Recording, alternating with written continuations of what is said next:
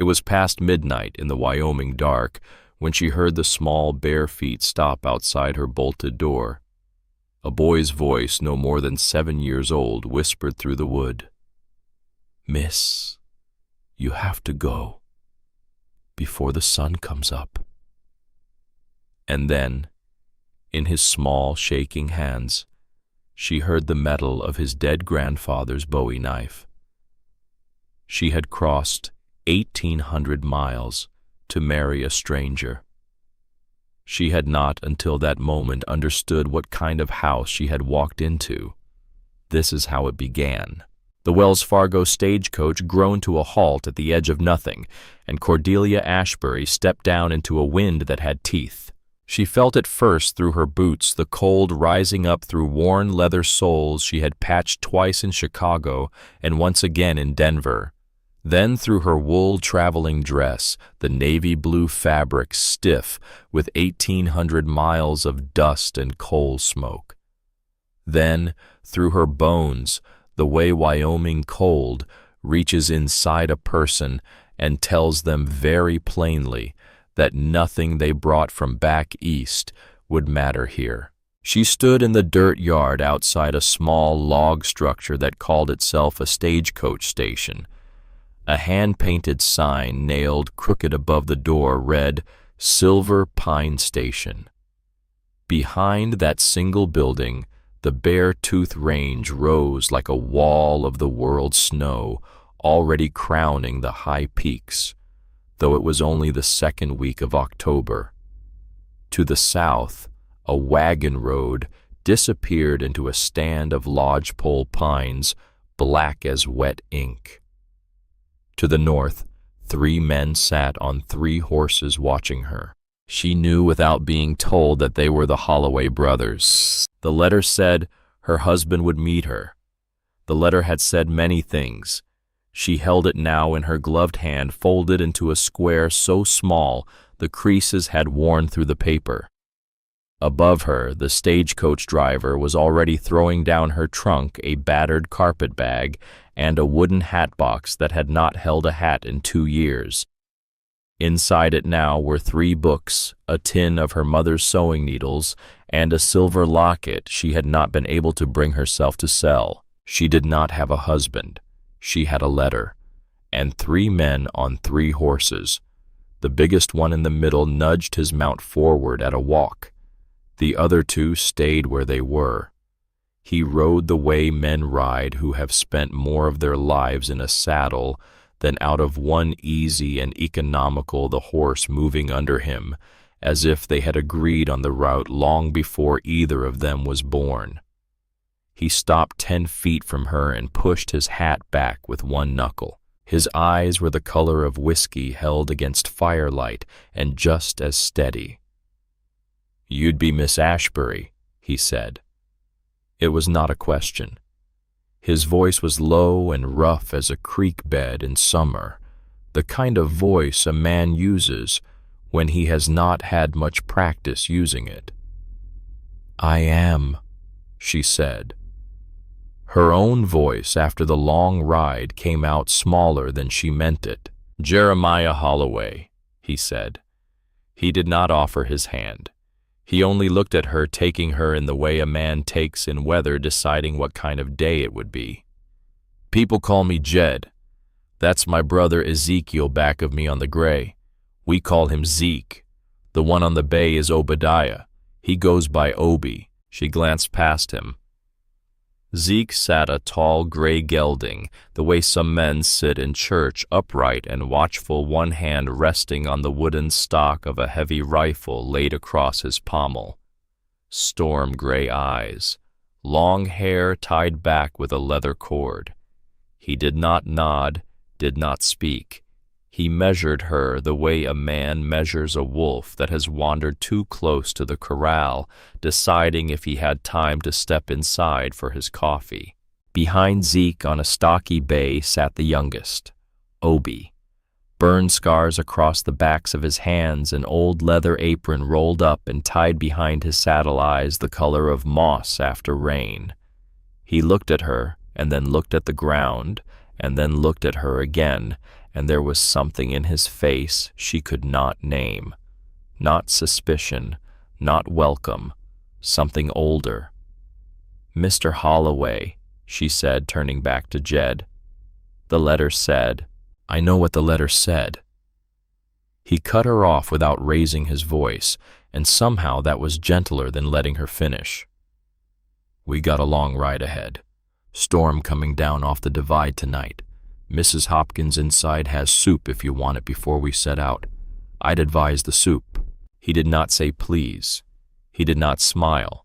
He turned his horse and walked it back to his brothers, and the three of them sat together in the wind without speaking, and Cordelia understood in that moment that she had crossed a threshold from which there would be no quiet way back. She picked up her carpet bag. She left the trunk for the brothers who would either fetch it or not, and she walked into the station house where a woman she had never seen would try very kindly to save her life.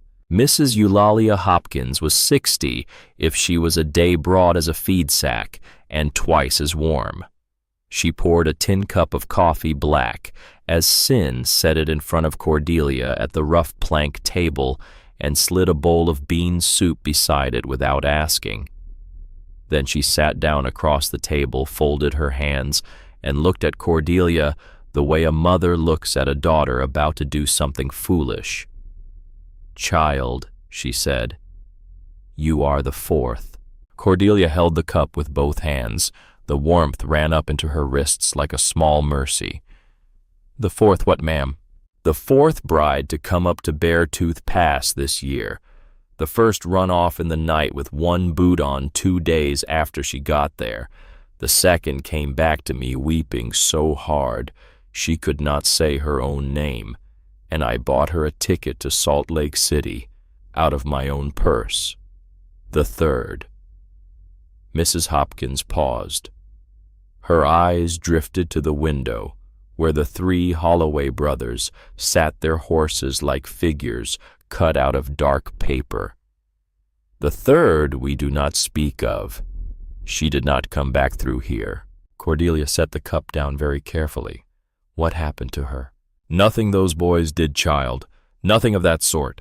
You can rest your mind on that count. The Holloway brothers are hard men, and the Lord knows they are not for everyone. But they have never raised a hand to any woman in this county, nor any other, and any soul who tells you different is a liar." Mrs. Hopkins reached across the table and laid her old hand over Cordelia's. "But there are 2 children up at that ranch, twin boys, 7 years old. Their mother died bringing them into the world, and their grandfather was buried under a rock slide the same spring. And those little boys have been raising themselves on grief and pine smoke ever since. They run off every woman who walks into that house, not by hurting her, by being what they are, which is 2 small wild things who have not decided yet whether the world is worth liking." "I see," Cordelia said. "Do you?" Mrs. Hopkins did not let go of her hand. "Child, look at me. You are a small thing yourself. You have a Boston voice and a parsonage upbringing on you. I can hear it in every word.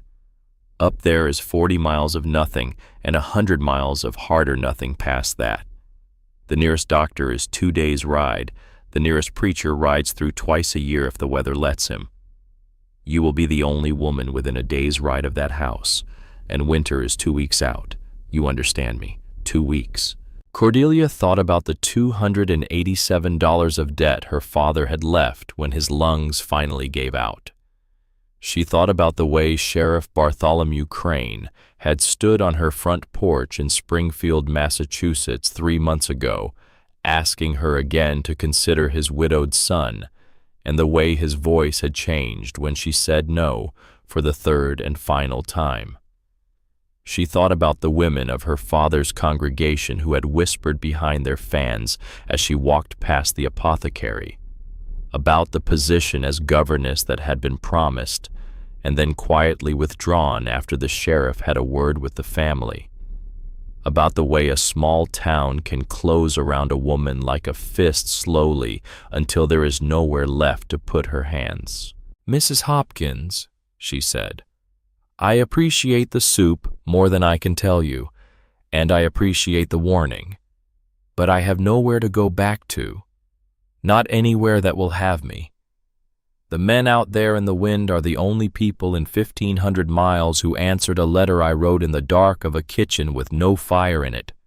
I am going up the mountain." Mrs. Hopkins looked at her for a long moment. Then she nodded once slow. "Then eat your soup, child, and listen to me. The biggest one is the steady one, Jed. He keeps his word the way other men keep their teeth. He does not say much, and what he says is true. The middle one, Zeke, will not speak to you for a month, and then he will, and when he does, you listen. He sees what others miss. The youngest one, Obi, has the softest heart of the three, and he will pretend he does not, and you will let him pretend. Those boys lost their mother and their father in the space of one season 7 years ago, and they have been holding that ranch together with their bare hands ever since. And the children, Mrs. Hopkins exhaled. The children are not your enemy's child. They will act like they are. Do not believe them. They are two small, drowning things flailing for the surface. Do not let them pull you under, but for the love of every saint, do not let go of them either. Cordelia ate her soup. She drank her coffee. She walked back out into the wind. Jed was off his horse now, lashing her trunk to a small wooden sled hitched behind a pair of mules, with a third heavy plow horse harnessed in front of the team to break trail. The afternoon sun, what there was of it, had thinned to a paleness that suggested the storm Jed had mentioned was no rumor. Zeke was already mounted again, scanning the tree line with the rifle laid easy across his thighs. Obi crouched by the runners of the sled, checking each lashing with thick scarred fingers, his lips moving in some private count. Jed straightened when he saw her come out. He looked at her face. Whatever he saw there, he did not comment on it. 4 hours up, he said. It will get cold. There is a buffalo robe under the bench in the sled. Use it. Do not be brave about the cold. Brave women freeze, same as foolish ones. Yes, Mr. Holloway. Jed. He helped her into the sled. His hand at her elbow was as impersonal as a fence post, and somehow not unkind. He saw her settled, drew the buffalo robe up to her chin, himself gave her a single short nod and swung up into his saddle. Move out, he said quietly to the team, and the wagon road took them. The road climbed. It climbed the way a prayer climbs by inches with effort. The lodgepole pines closed over them within the first mile, and then the air smelled of resin and old snow, and the cold, clean nothing that lives in high country.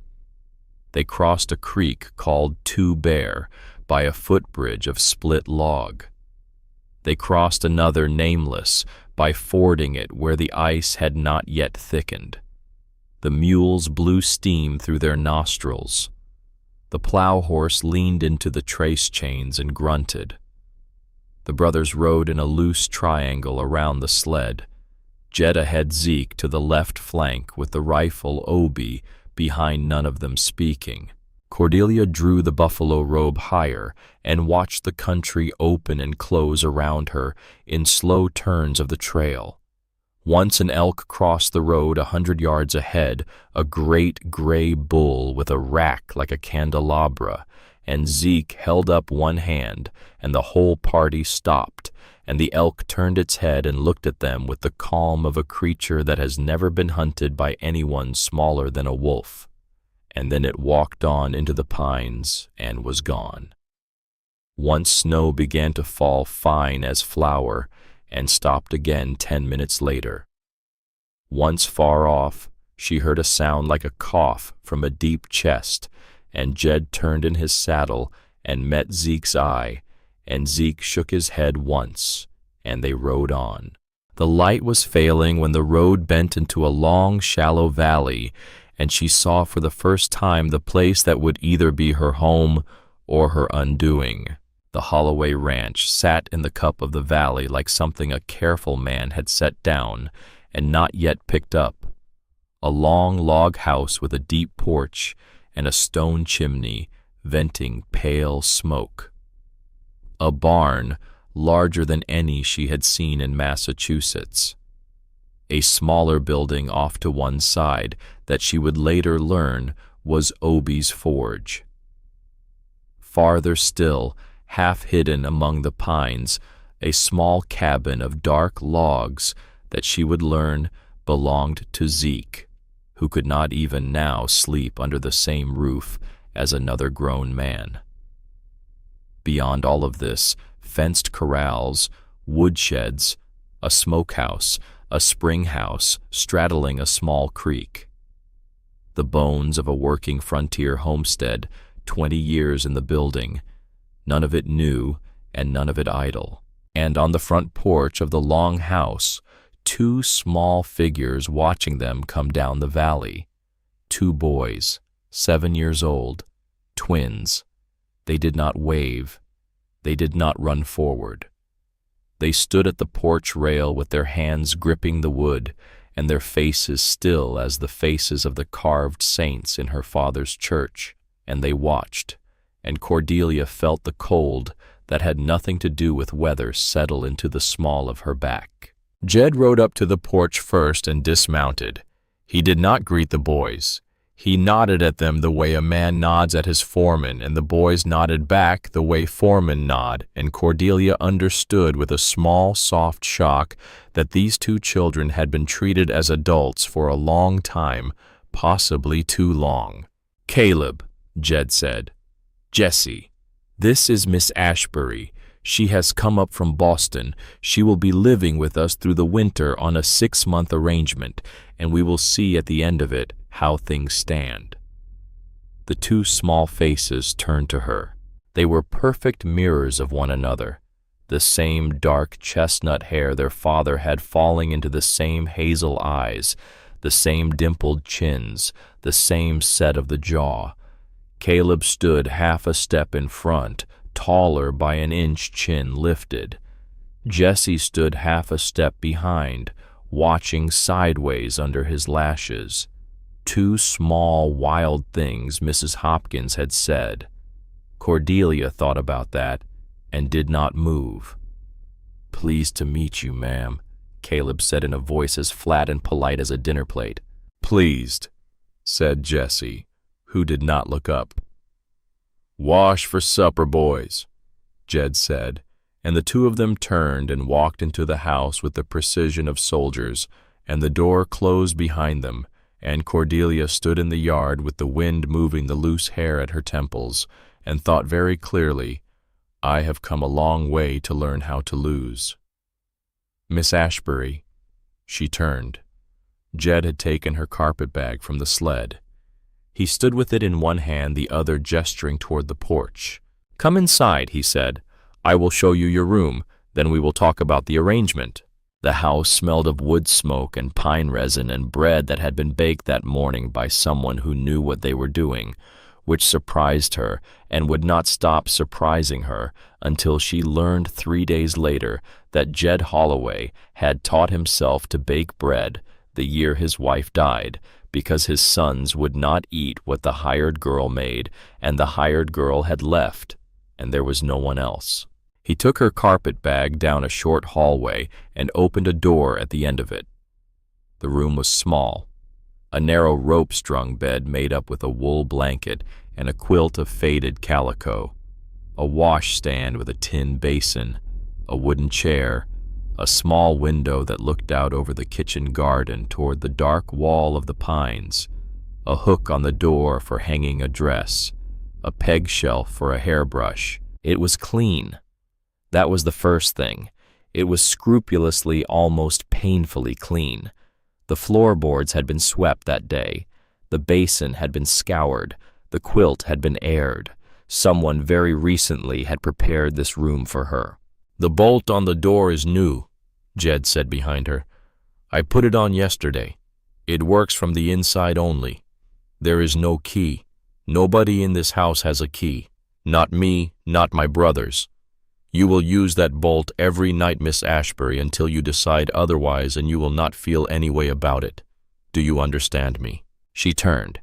He stood in the doorway with her carpet bag still in his hand, and she saw for the first time that he was looking somewhere just past her left shoulder. Not at the wall. At a place where a man with manners does not look at a strange woman. "I understand," she said. He set the carpet bag on the floor inside the door. He did not enter the room. "I will be in the kitchen," he said. "Come out when you are ready. Take your time. The boys will not bother you. They have been told." He pulled the door closed behind him, gentle as a librarian. Cordelia stood in the small, clean room and listened to her own breathing. She unpinned her hat. She set it on the chair. She crossed to the window and put her hands flat against the cold glass and looked out at the pines and the failing light and the first sparse flakes of the storm Jed had promised, beginning now to drift down from the white nothing of the sky. She had been a minister's daughter for 23 years. She had been an orphan for 6 months. She had been the object of Sheriff Crane's polite and increasingly impolite attentions for 1 full year. She had been briefly and humiliatingly a woman without references in a town that had decided to forget her. She had crossed half a continent on the strength of a folded letter and a promise from a man whose face she had not seen until 2 hours ago. Now she was Miss Ashbury of Beartooth Pass. Now she was on 6 months' trial. Now she had a bolt on a door and a buffalo robe drying on a peg, and a new word to learn, which was the word arrangement. She washed her face in the cold water from the basin. She smoothed her hair. She straightened her cuffs. She squared her small shoulders inside the navy dress. She went out to meet her arrangement. Supper was venison stew and brown bread and stewed apples and cream, and it was eaten in silence, almost total. The 2 boys sat across from her and did not lift their eyes from their bowls. Zeke ate fast and rose and went to the door and was gone into the dark before the rest of them were halfway through. Obie chewed slowly, watching his hands, and once when she reached for the bread plate at the same moment he did, he pulled his hand back as if he had been burned, and she pretended not to notice. Jed sat at the head of the table and ate the way a man eats who learned long ago that food is fuel and not pleasure, and only at the end, when she was scraping her bowl, did he set down his spoon and speak. "Boys," he said. "Bed." "Yes, sir," said Caleb. And the 2 of them were up and gone up the loft ladder almost before the words were out, and she heard their light feet on the loft boards and then a creak as they settled and then nothing. Jed waited until the silence settled. Then he poured fresh coffee into her cup without asking, and into his own, and he set the pot down between them, and he laid his hands flat on the table on either side of his cup, and he looked at her finally full on, for the first time since the stagecoach station. "The arrangement, Miss Ashbury," he said. "You will hear it once.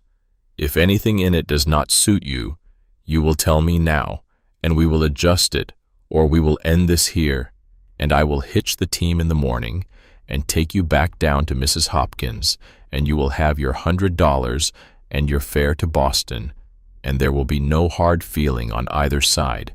Do you understand me?" "I understand." This is a 6-month trial, from today's date, the 11th of October, 1883, until the 11th of April, 1884. During that time, you will live in this house as a member of the household. You will have the room you have already seen. You will have the bolt on the door. You will eat at this table. You will be addressed as Miss Ashbury by every man on this place, and the boys will call you ma'am, and that is the form of it." "Yes, mister." She caught herself. "Jed, you will keep the kitchen, the larder, the laundry, and such of the house as you wish to keep. You will help with the boys to whatever extent you find suitable and no further. You will not be asked to school them, but if you are willing, that would be a kindness, as the nearest school is in Silver Pine, and the road is closed half the year. My brothers and I will run the cattle and the horses and the hay and the timber and the forge. You will not be expected to do any of that work. If you wish to learn any of it, you will have 3 willing teachers. If you do not wish to, no one will think the less of you." She nodded. Her throat was very dry. She drank coffee. "As to the matter," Jed said, and here for the first time his voice slowed, and he looked down at his hands. "As to the matter that brings most mail-order arrangements to the point of difficulty, I will say it once plain. I will not lay a hand on you, Miss Ashbury. Not in anger, which I would not do to any woman, and not in any other way which I would not do to a woman who had not freely chosen it. We will not share a room. We will not share a bed. If at the end of 6 months we find we suit each other, and if you should choose of your own free will to make this a true marriage before God and the law, then we will ride down to Silver Pine and stand before Reverend Whitman and do it properly. If you do not so choose, you will leave with your $100 and your fare, and my word that no man in this country will hear an unkind syllable about you from any Holloway tongue. Are those terms clear?" She had to set the cup down because her hand had begun to tremble, not from fear, from something else, something she could not yet name. "They are clear," she said. "Have I missed anything you would wish included?" She thought. She breathed. She thought again. She remembered her father at his pulpit, and she remembered her mother in the kitchen, and she remembered briefly, and with no warning, the way Sheriff Crane had laid his hand on her wrist on her own front porch, as if it belonged to him. "One thing," she said. "If at any time in these 6 months, by word or by act, I cause harm to either of those boys upstairs, I would ask you to tell me directly. Not through your brothers, not through anyone else, to my face, so that I can mend it if it can be mended, or leave at once if it cannot. I have not come here to break 2 children that the world has already done its level best to break." Jed looked at her. For a long moment he did not speak. Outside the kitchen window, the snow was falling in earnest now, fine and steady, and the lamp on the table threw his face into halves of light and shadow, and the whiskey-colored eyes were very still. "That is fair," he said finally. "I accept that." He extended his hand across the table, palm up the way a man does when he is offering not a touch, but an agreement. She laid her small hand in his large one. His palm was as rough as bark. His fingers, when they closed gently. He shook her hand once the way he would have shaken the hand of a man buying a horse, and then he let her go. "Welcome to Beartooth Pass, Miss Ashbury," he said. "Thank you, Jed." He stood.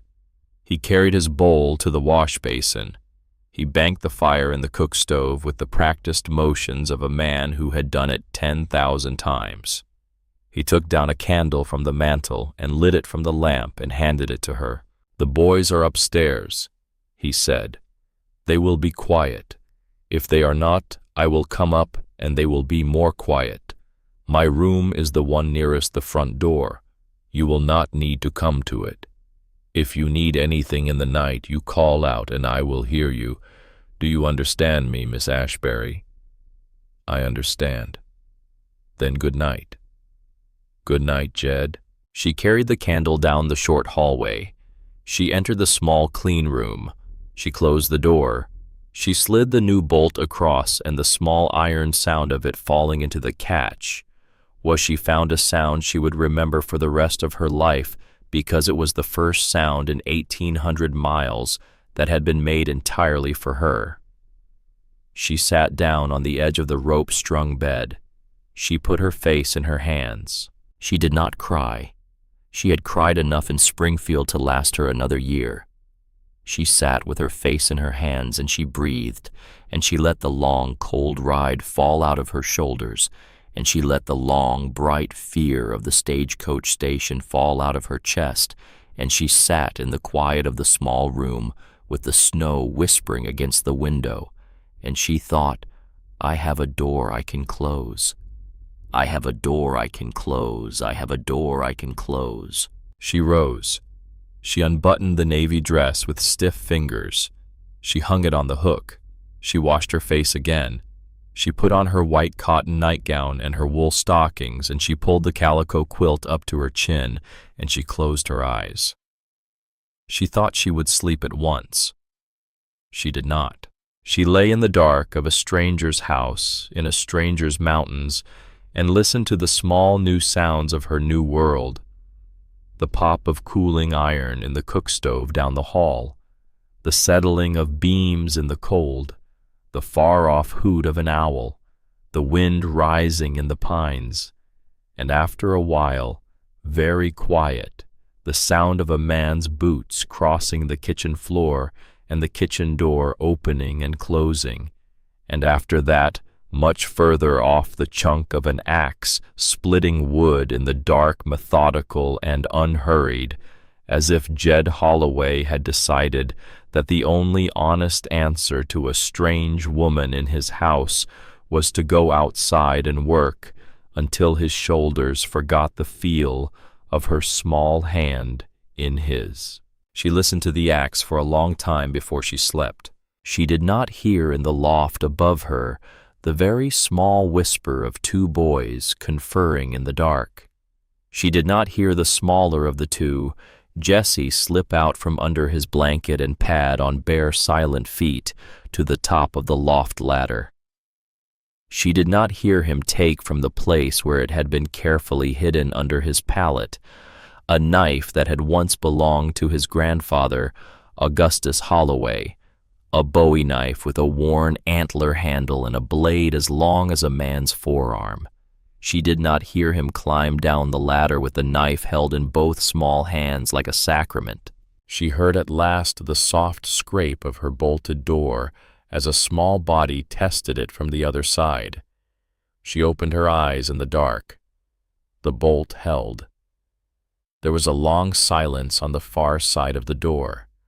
Then, just above the level of the latch, a small voice, a boy's voice, 7 years old, trying to sound older. "Miss." She did not answer at once. She sat up in the bed. She drew the quilt up to her shoulders. She listened. "Miss, you have to go before the sun comes up. We are telling you so you have time." She found to her own surprise that her hands were not trembling. She found that her voice, when she used it, was lower than she had expected it to be and steady. "Is that Jesse?" she said, "or Caleb?" A long, long pause. "Jesse," the small voice said. "Jesse, are you holding your grandfather's knife?" Another pause. Longer. "Yes, ma'am." "Jesse, listen to me. You are not going to hurt me, and we both know it. You are 7 years old, and your grandfather's knife is too big for you, and you are scared. And that is all right, because everybody in this house tonight is a little bit scared, including me. But that knife belonged to a man who built a roof over your father's head. And if you cut yourself with it in this hallway, your father will mend you up and never tell you he was disappointed. But he will be, and you will know it, and you will never forgive yourself. So I am going to ask you to do 3 things. Are you listening?" A whisper. "Yes, ma'am."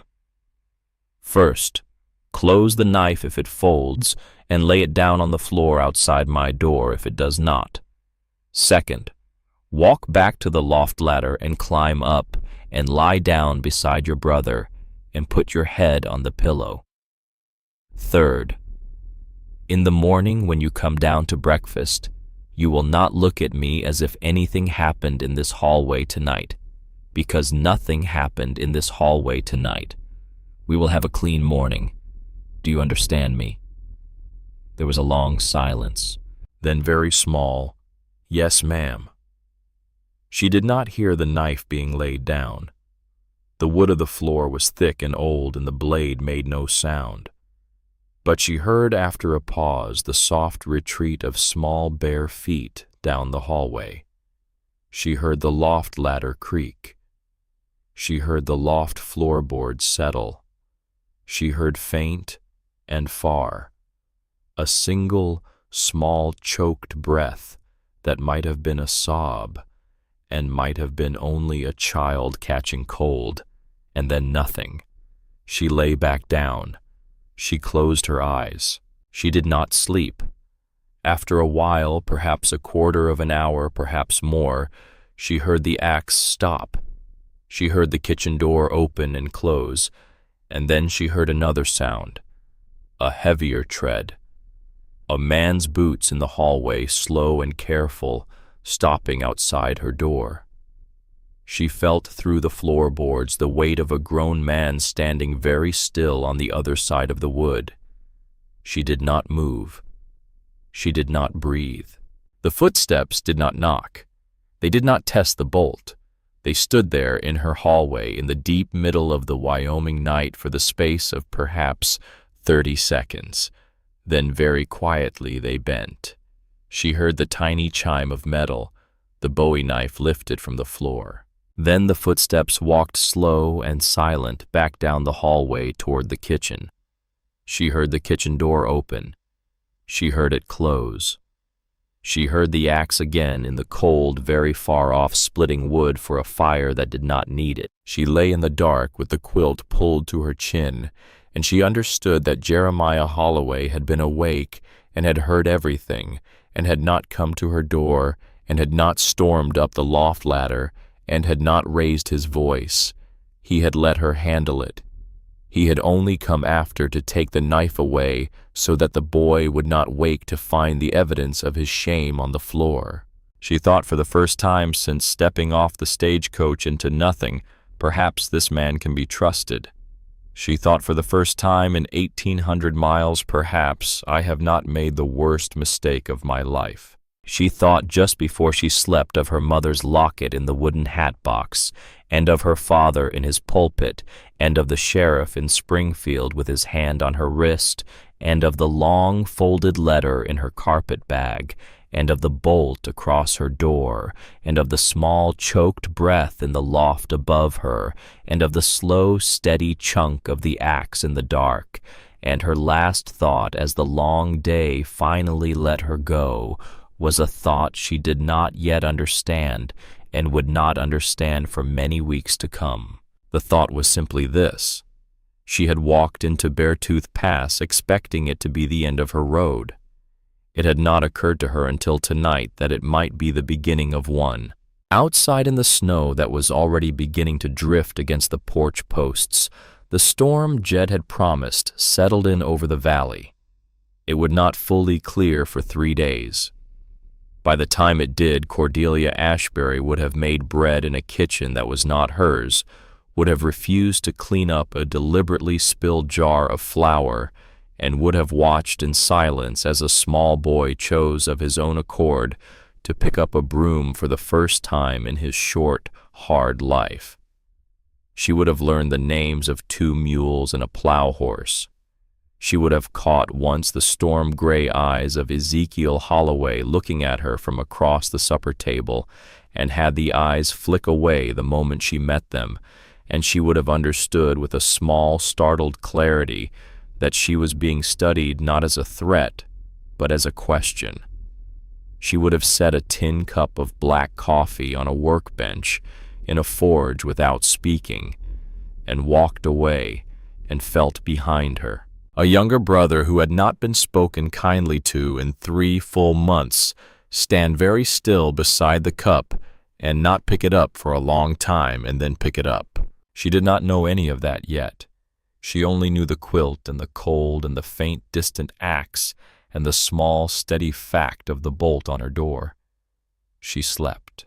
And up the long valley, in a small ranch, in a vast country, 4 men and 2 boys passed the first night of the rest of their lives, and not one of them yet knew what the woman in the back room had carried up the mountain in her carpet bag, nor what the months ahead would ask of every soul under that roof, nor that 1,800 miles to the east, in a clapboard office in Springfield, Massachusetts, a man named Bartholomew Crane was that very same night opening a drawer and taking out a folded paper and beginning by lamplight to write a letter to a cattleman he had never met, named Beauregard Thornhill, in the territory of Wyoming.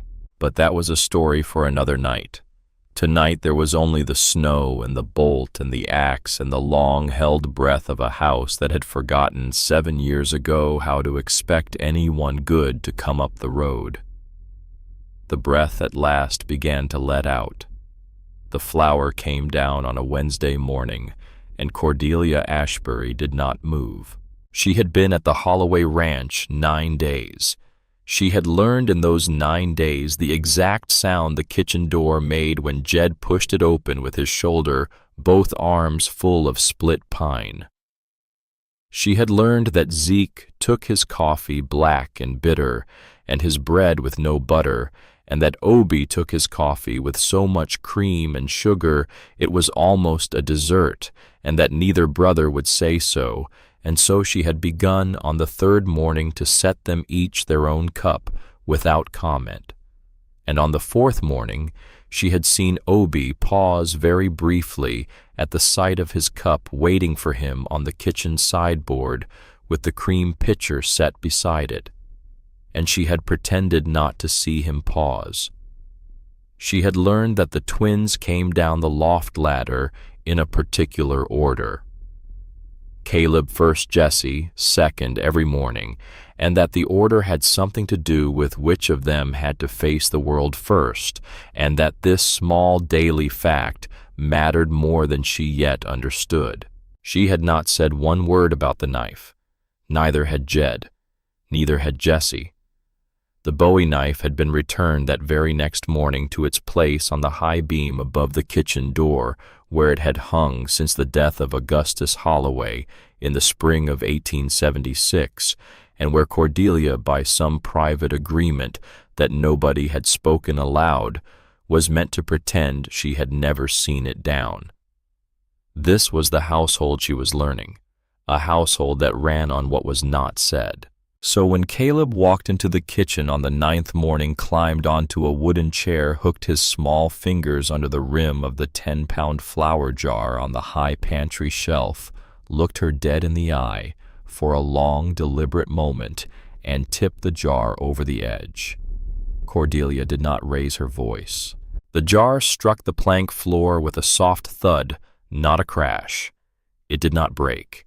It rolled.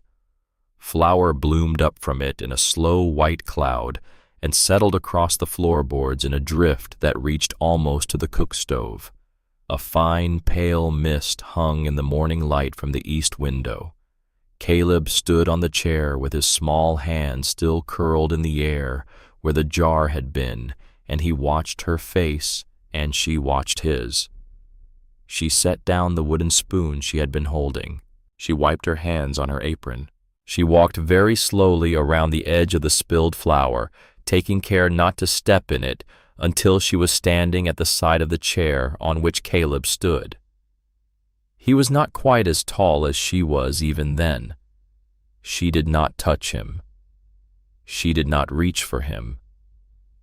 She put her hands behind her back the way her father had taught her to do at the lectern in church, and she looked up into the small set hazel eyes of a 7-year-old boy who had decided that morning to find out what kind of woman she was. "Caleb," she said.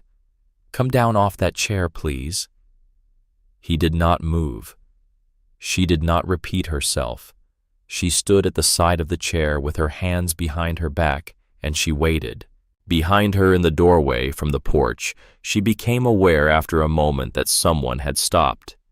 She did not turn to look. She knew without looking that it was Zeke returning from the milk house with a tin pail. She heard the pail set down softly on the porch boards. She heard Zeke not come in. She heard Zeke not speak. She heard Zeke decide in the way that Zeke decided everything, that this was not his moment. After perhaps a full minute of the longest silence of his short life, Caleb climbed down from the chair. He did not run. He stood on the kitchen floor in his small leather boots with the flour rising in a soft cloud around his ankles, and he tilted his face up to her, and he waited for her to do what every other woman who had come into this house had done, which was either to strike him or to weep. She did neither. "Caleb," she said, "I will say this once, and I will not say it again. The flour on the floor will stay on the floor. I will not sweep it. Your father will not sweep it. Your uncles will not sweep it. The flour will sit there until it is cleaned up by the person who put it there, or it will sit there until the snow melts in April, whichever comes first. Either way, there will be no biscuits in this house this morning, and there will be no biscuits in this house tomorrow morning, and there will be no biscuits in this house for as many mornings as that flour sits on this floor. Do you understand me?" His mouth opened. "Do not speak yet," she said. "I am not finished. I want you to also understand this. I am not angry with you. I am sad for you. Because the boy who pours out his family's flour to test a stranger is a boy who is hungry for something the flour cannot fix. I do not know what that thing is yet. When you are ready to tell me, I will listen. Until then, I will be in this kitchen every morning, and you will be welcome at this table every morning, and there will be no biscuits, and we will both of us know why." His chin began to tremble. "Now," she said quietly, "you may speak." He did not speak. He bolted. He went past her in a small streak of patched homespun and dark chestnut hair, out the kitchen door, past Zeke, on the porch, without seeing him, off the porch, across the yard, and into the trees. The kitchen door swung half-closed behind him. The drift of flour stirred slightly in his wake.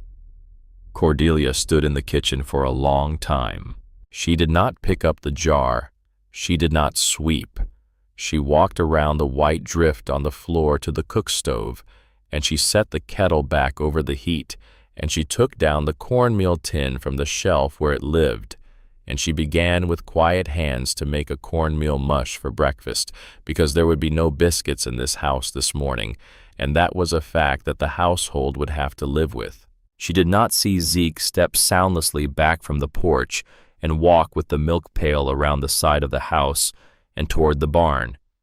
She did not see him pause at the corner of the barn and stand for a long moment with his back to the wall, looking at nothing, his storm-gray eyes very still. She did not see him take a slow breath and let it out, and shake his head once, as if at a thought he did not entirely welcome, and walk into the barn. She did an hour later see Jessie come down the loft ladder alone for the first time since she had arrived. She did an hour later watch Jessie cross the kitchen step around the flour with the careful gravity of an undertaker, sit down at his usual place at the table without looking at the spill, and accept his bowl of cornmeal mush with a small voice that said, "Thank you, ma'am." She did not say, "Where is your brother?" She set a second bowl across from Jessie. She set a third bowl beside it. She poured fresh cream into a small pitcher and set the pitcher between the empty bowls. Then she sat down at the foot of the table with her own bowl, and she ate slowly, while a 7-year-old boy ate across from her in silence and watched every 20 seconds the kitchen door. Caleb came back at noon. He came back the way wild animals come back, sideways and from an unexpected angle. He slipped in through the porch door behind the kitchen into the dim back hallway and stood there for perhaps 10 minutes before he crossed the threshold of the kitchen. His face was streaked. His sleeves were wet to the elbows where he had washed them in the cold creek. His eyes were red. She was kneading bread dough on the table on a square of flour she had pinched painfully from the very last of the bag in the larder because the 10-pound jar on the floor was untouchable on principle, and she would not break her principle for a hot lunch. She did not look up when he came in. He stood in the doorway. "Ma'am," he said. "Caleb, I would like the broom, please." She lifted her hands from the dough. She wiped them slowly on her apron. She walked to the corner of the kitchen where the broom leaned against the wall, and she took it down, and she walked back across the kitchen around the white drift and held it out to him, handle first. He took it. He swept. He swept badly, the way a 7-year-old boy sweeps, when he has never in his life been asked to sweep anything, the broom too tall for him, the strokes too wide, the flour going more places than it came from at first. He worked at it. He did not cry. His small jaw was set in the exact set she had seen in his father's jaw the night Jed Holloway had laid out the terms of the arrangement at the kitchen table, and she stood at the breadboard with her hands floured, and she watched, and she did not help, and she did not praise, because praise would have made it a performance, and this was not a performance. This was a small boy learning for the first time in his life that he was capable of cleaning up his own ruin. When the floor was as clean as he could get it, he leaned the broom back into its corner. He stood in the middle of the kitchen with the empty flour jar in his hands. "Ma'am," he said. "Yes, Caleb. The jar is not broken." "No," she said. "It is not." "Should I," he said, "put it back?" She turned her head and looked at him fully for the first time that morning. "Yes, Caleb," she said. "Put it back." He climbed onto the chair. He set the empty jar on the high pantry shelf. He climbed down. He stood at the foot of the chair with his hands at his sides. "There will be biscuits tomorrow," she said quietly. "If your Uncle Zeke goes down to Silver Pine and back with a fresh sack, which he will because he is going down for nails on Friday in any case, and 10 pounds of flour will fit in his saddlebag without putting the horse out. The flour was your family's flour, Caleb. You cannot break things that belong to all of you and pretend they only belong to you. Do you understand me?" "Yes, ma'am." "Sit down, eat your dinner." He sat. She set a bowl in front of him. He ate. She did not watch him eat. She kneaded her bread.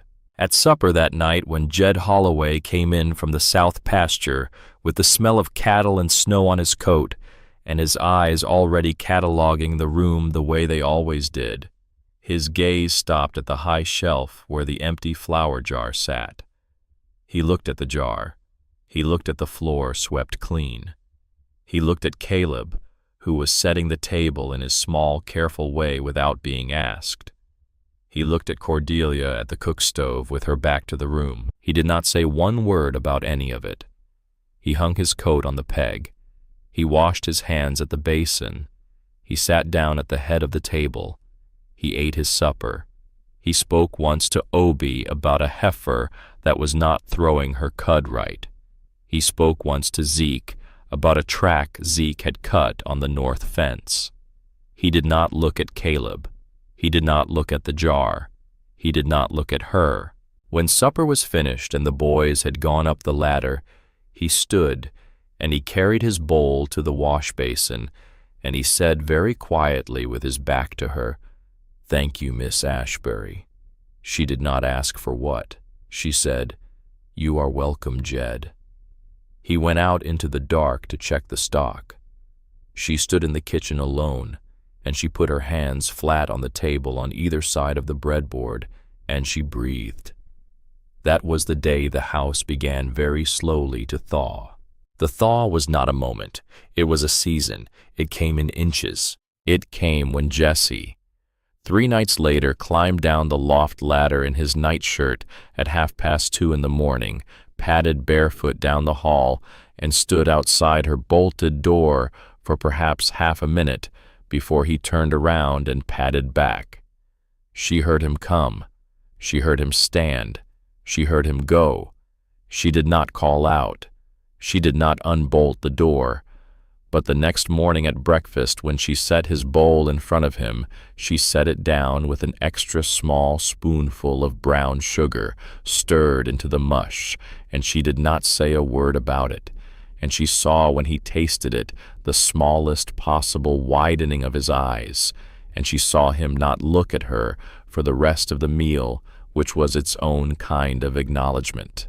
It came when Obi, on the 11th day, walked into the kitchen with one bare hand wrapped in a rag that was already soaked through, and asked her in a voice he had not used to address a woman in 3 months if she happened to know how to sew up a cut.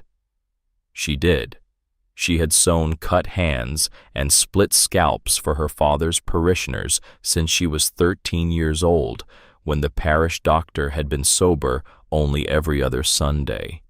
She sat Obi down at the kitchen table. She sent Caleb to fetch her sewing basket. She boiled water. She boiled needles. She washed the wound. She stitched it. Obi did not flinch. He watched her face the entire time. When she tied the last knot and bit the thread, he said very low, "Thank you, Miss Ashbury."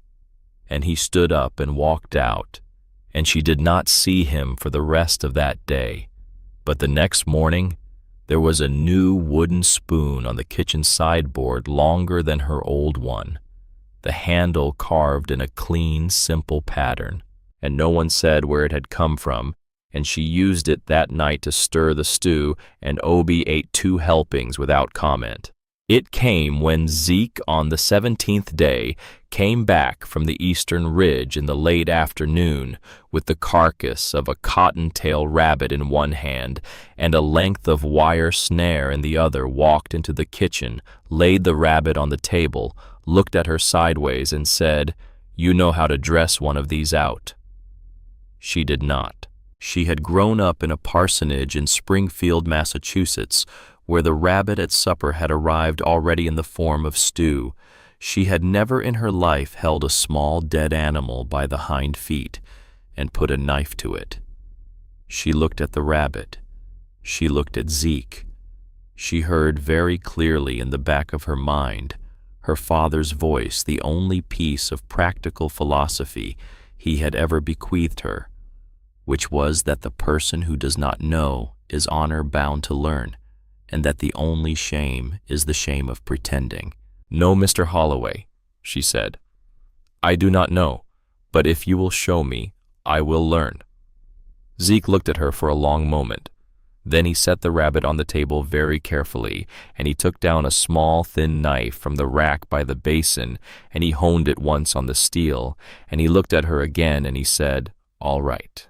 He showed her. He showed her how to hang the rabbit by its hind feet from the hook on the back of the kitchen door. He showed her where the small first cut went and how to peel the skin back, the way you peel back a glove that is still warm. He showed her the inside of an animal that had been alive that morning, and he did it without ceremony and without cruelty, and she watched, and her hands shook, and she did not look away. When he was finished, he handed her the knife handle first. "Tomorrow," he said, "I will bring another one. You will do it. I will watch. After that, you will not need me." "Yes, Mr. Holloway." "Zeke." "Zeke." He went out. He did not look back.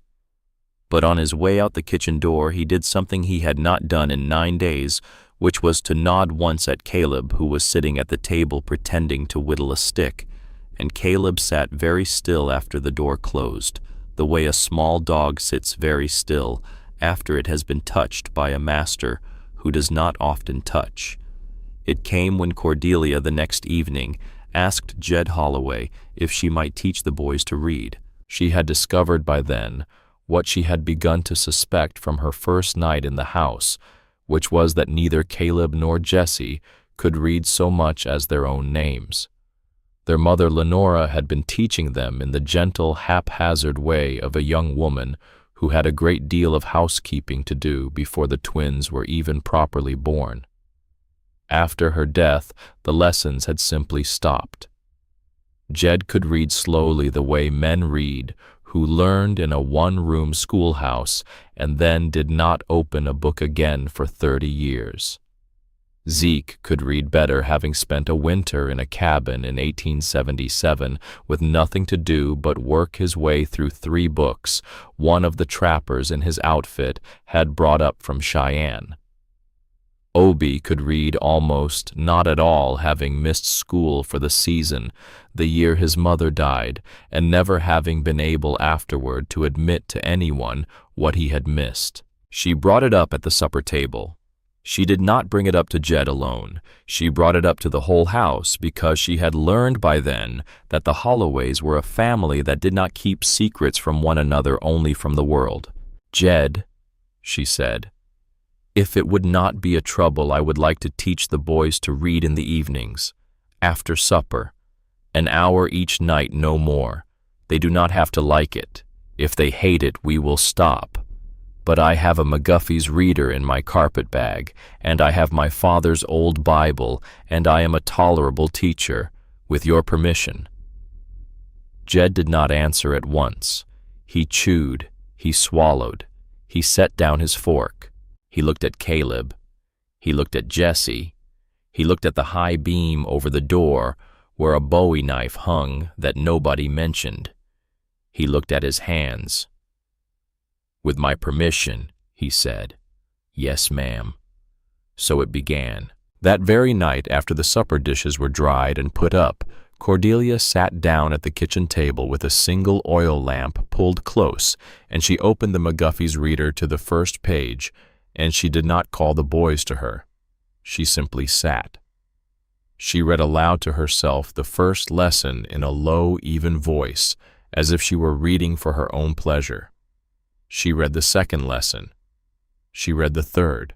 Caleb, on the floor by the cook stove, pretending to be braiding a length of leather, listened. Jesse, halfway up the loft ladder, pretending to be on his way to bed, listened. By the fourth lesson, both boys had drifted by some accident of geography that neither of them would have admitted to within a yard of the table. By the fifth lesson, Jesse was leaning on the back of an empty chair. By the sixth, Caleb was sitting at the chair with his elbow on the table, watching the words on the page move under her finger. She did not stop. She did not look up. She did not invite. She simply read because she had said she would read, and she did not require anyone's permission to keep her own promise. On the 7th night, Caleb, without preamble, put his finger on a word and said, "Ma'am, what does that one say?" She did not look up at him. She said, "That one says mountain." He looked at the word for a long time. "Mountain," he said. "Mountain," she said. "Like Beartooth." Like Beartooth. He did not speak again. He sat there with his finger on the word until Jessie came down off the ladder and sat in the chair on her other side without comment, and she turned the page and she kept reading. By the 3rd week of the lessons, on certain nights when the wind was right and the house was quiet, Cordelia became aware that she was reading not to 2 boys, but to 4 people. Obadiah Holloway, who would never have asked for a thing, had taken to standing in the open doorway of the forge across the yard, a hammer in his hand. He was not using his eyes, turned toward the warm glow of the kitchen window.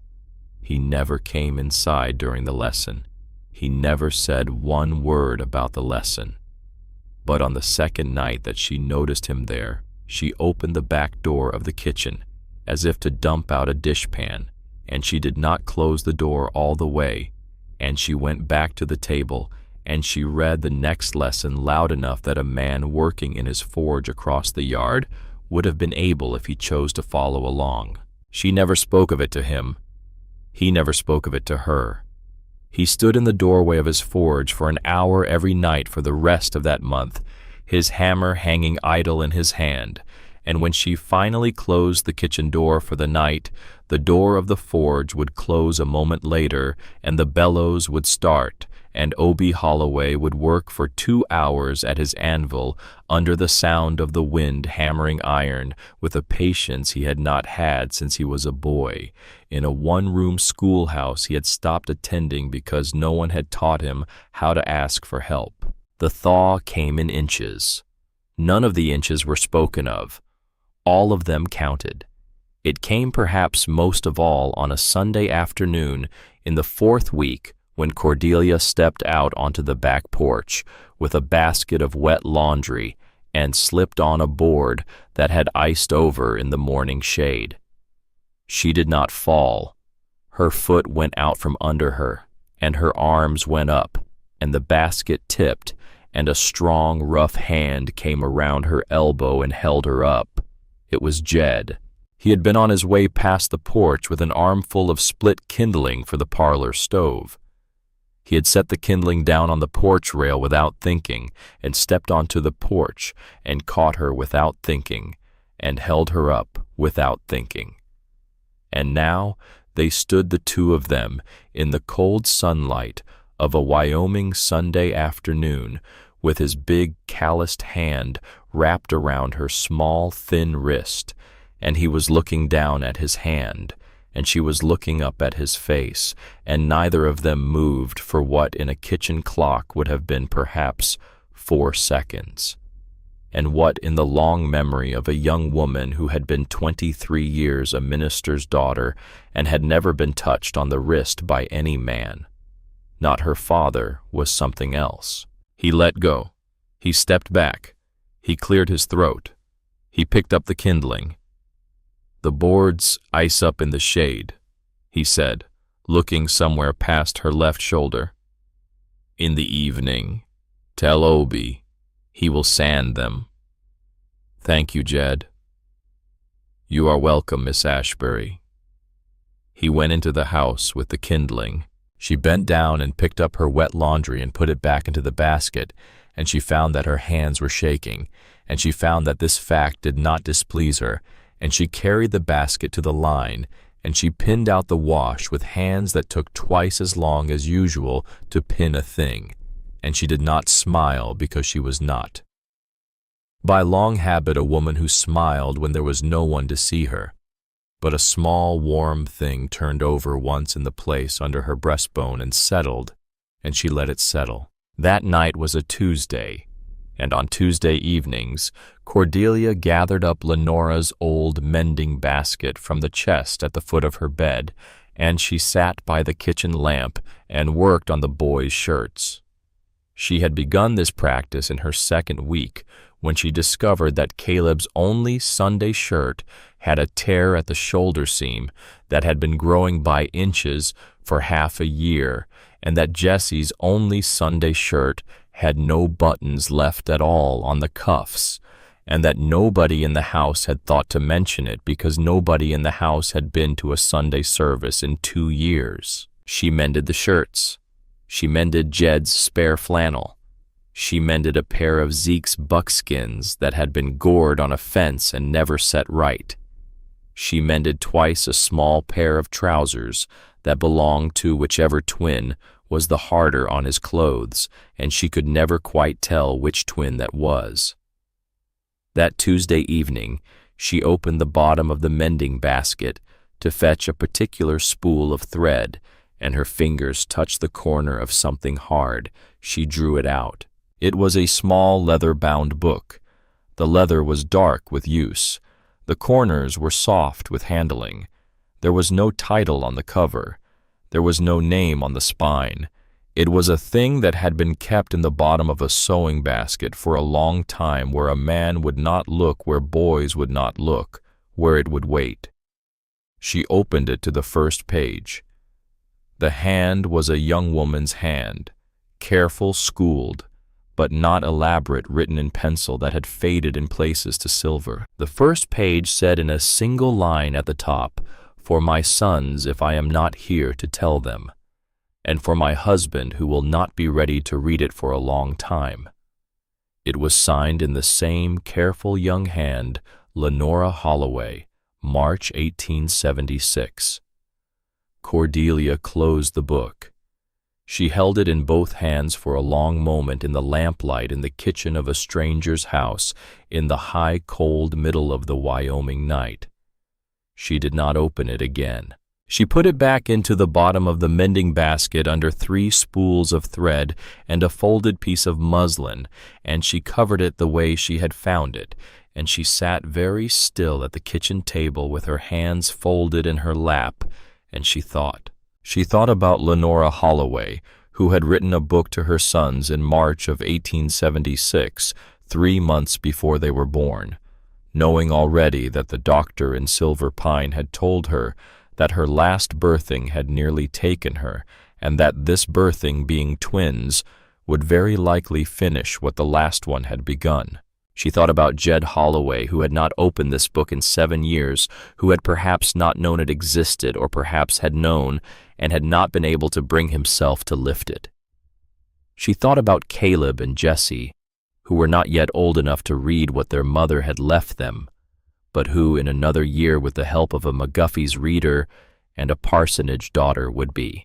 She thought about the man Obie standing in the doorway of his forge every night with an idle hammer in his hand. She thought finally about the fact that the book had been hidden in a sewing basket, not in a strong box, not in a Bible, not in a man's drawer, in the one place in any frontier household where only a woman would look. Lenora Holloway had not left the book for her husband to find. She had left it for her husband's next wife to find. Cordelia drew in a long breath. She let it out slowly. She closed the lid of the mending basket. She blew out the kitchen lamp. She walked in the dark down the short hallway to her small, clean room.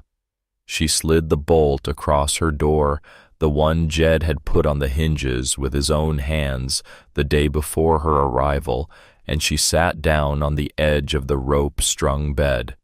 She did not that night open the book. The book was not yet hers to open. The book belonged, as Lenora had written on the first page, to a husband who was not yet ready to read it. It would have to be opened when it was opened by Jed. It would have to be opened in his time and at his hand, and not before. She, Cordelia, was only the keeper of it now. She was the one who had been meant to find it, and to wait, and to know. She lay back on the calico quilt in the dark. She thought about whiskey-colored eyes in a sunlit doorway. She thought about a calloused hand on her wrist for 4 seconds. She thought about a boy who had asked her please for a broom. She thought about a younger brother who had stood in the door of his forge for an hour every night listening to her read aloud the words a stranger had brought up from Boston in a carpet bag. And she thought about the older brother who, at this moment, somewhere out in the dark of the yard, was almost certainly splitting wood for a fire that did not need any more wood, the chunk of his axe falling in the cold, like the slow, steady heartbeat of a house that was by inches beginning to live again. Outside, the Beartooth Pass settled into a still cloudless, bone-hard cold, the first hard freeze of the season.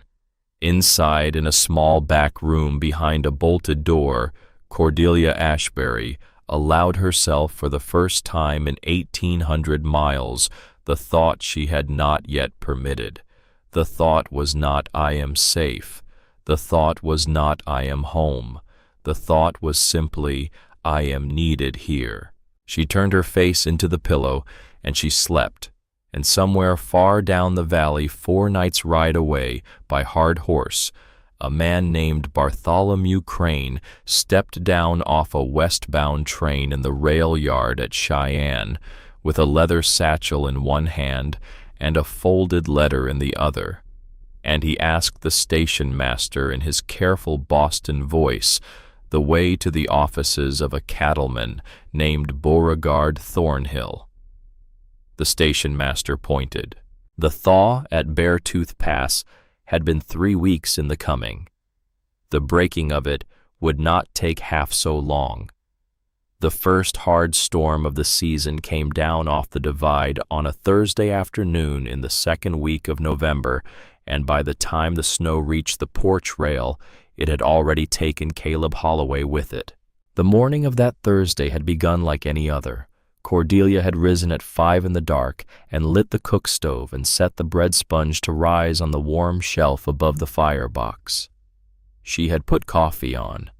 She had laid out 4 tin cups, one for each of the men who would by 6 be standing in her kitchen with cold faces and frost in their beards. She had laid out 2 smaller cups on the side for 2 boys who had begun in the past week to come down the loft ladder of their own accord and sit at the table with the men. It was a small thing, the 2 extra cups. She did not mention it. Jed Holloway noticed it on the 3rd morning. He looked at the small cups. He looked at her. He did not say a word. But that night when the supper dishes were dried, he had taken down from the high shelf above the dry sink a small wooden box she had not seen before, and from the box he had taken 2 small pewter mugs, the kind a child might use, the rims worn smooth with the small mouths of long-ago children, and he had set them on the kitchen sideboard beside her tin cups, and he had said in his quiet, rough voice, "These belong to my brothers and me. Use them for the boys." She had not been able to speak for a moment. She had said when she could, "Thank you, Jed." He had said, "You are welcome, Miss Ashbury." He had walked out into the dark to check the stock. That had been on Monday. By Thursday, the small pewter mugs had become so much a feature of the table that Caleb at breakfast complained that Jesse's mug had a bigger handle than his, and Jesse, who had been a boy of almost no spoken words for more than a year, opened his mouth and said, "That is because you broke yours." And the entire kitchen stopped what it was doing for one beat, and Jed Holloway looked down into his coffee, and his shoulders shook one time just once in something very close to laughter, and Cordelia at the cook stove turned her face to the wall so that no one would see her smile. Then the wind came up. It came up the way Wyoming wind comes up, not in a gust, but in a slow, steady, deepening the trees on the ridge above the house, beginning to talk to each other in voices they had not used since spring. By 10 in the morning, the air had thickened. By noon, the sky over the high peaks had turned the white-gray color of pewter pulled too hot from the forge. By 1 in the afternoon, the first flakes were down. By 2, there was no horizon.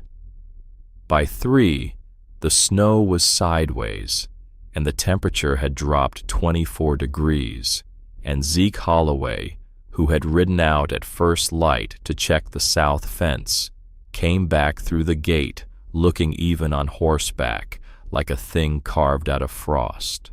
Jed met him at the barn. The 2 of them had a short conversation Cordelia could not hear from the kitchen window. She watched them through the rippled glass. 2 tall men in long coats, snow already standing on their hat brims, and she watched Jed nod once, and Zeke nod once, and she knew, with the particular clarity that comes to women in small mountain houses on the days that turn, that this was not going to be a storm to wait out by the stove. She fed the boys early. She fed them a heavy supper hot stew with chunks of venison and the last of the parsnips and brown bread thick with butter. She did not tell them why. She did not need to. Children of the Bear-Tooth Pass knew what a sky like that meant. Caleb ate. Jesse ate. They did not chatter. They watched the kitchen window go from gray to white to gray to white as the wind shifted, and they ate, and at the end of the meal, when Cordelia took their bowls, Caleb very quietly said, "Ma'am." "Yes, Caleb." "My mother died in a storm." She did not stop moving. She put the bowls in the wash basin. She set the kettle back on the stove. She wiped her hands on the apron. Then she came back to the table and she sat down across from him in the chair where Jed normally sat, and she looked into the small, set, hazel face of the boy who had spilled her flour, and she put her hands flat on the table. "Tell me," she said. He did not answer at once. "It was not a winter storm," Jesse said from beside his brother, very small. "It was a spring storm. There was thunder." "It was loud," Caleb said. "We were small." "We do not remember her," Jesse said. "We remember the storm," Caleb said. Cordelia did not reach for them. She had learned by now not to reach for them. "Boys," she said, "listen to me. Your mother did not die because of a storm. Your mother died because she was very brave, and she had 2 of you instead of 1, and the doctor in Silver Pine was 3 days away through deep snow, and there were not the right medicines for what came after. Storms have nothing to do with it. Storms are only weather. The storm that day was just doing what storms do, and your mother was doing what mothers do, which is to bring her children safely home. The thunder was not punishment. The thunder was not a sign. The thunder was only thunder." Caleb's small jaw worked. "You will hear thunder again in your life," she said. "You will hear wind and snow on the windows and the roof creak. You will hear all of it for the rest of your life because you live on Bear-Tooth Pass, and that is what the mountain says. And every time you hear it, you will get to choose. You will get to choose whether it is the night your mother died or whether it is just a storm. Your father and your uncles and I, we will all of us help you choose. Do you understand me?" Caleb nodded. "Once." Jesse nodded. "Once." She stood up. She tied her apron tighter. She said, "Now, go up the loft and fetch your good wool blankets and bring them down to the parlor because the men will be in tonight and we will all of us sleep close to the parlor stove until this passes." "Yes, ma'am," said Caleb. "Yes, ma'am," said Jesse. They went. By 4 in the afternoon, the dark had fallen with the snow, and the 3 men were inside. Jed had brought in a full cord of split pine and stacked it against the kitchen wall. Zeke had brought in the milk pail and 3 lanterns trimmed and full of kerosene and the heavy bear robe from his cabin. Obie had brought in a length of new rope and a leather sack of salt and a box of waterproof matches, and he had checked twice the hinges on every shutter and had hammered home a loose nail on the southern shutter that was rattling in the wind. Cordelia had a great pot of beef and barley simmering. The parlor stove was roaring. The cook stove was banked. The 2 pewter mugs were full of warm milk. The wind outside was a scream. At 4:20, Jesse came into the kitchen and said in his small voice, "Caleb is not in the loft." Cordelia set down the ladle. "Where did you last see him?" she said. "He came down for his wool blanket, ma'am. He did not come back up." She turned. She walked fast into the parlor. The men stopped what they were doing. Jed was on his knees feeding wood to the parlor stove. Zeke was standing at the front window with his arms folded. Obie was sharpening a knife on a stone at the table. "Caleb is not in the house," Cordelia said. The room went still. Jed stood up. He did not ask, "Are you sure?" He did not ask, "Did you check the loft?" He said one word. "Coats." The next 30 seconds were the fastest 30 seconds Cordelia had ever lived. Coats came down off pegs, wool wrappings went around faces, mittens, lanterns.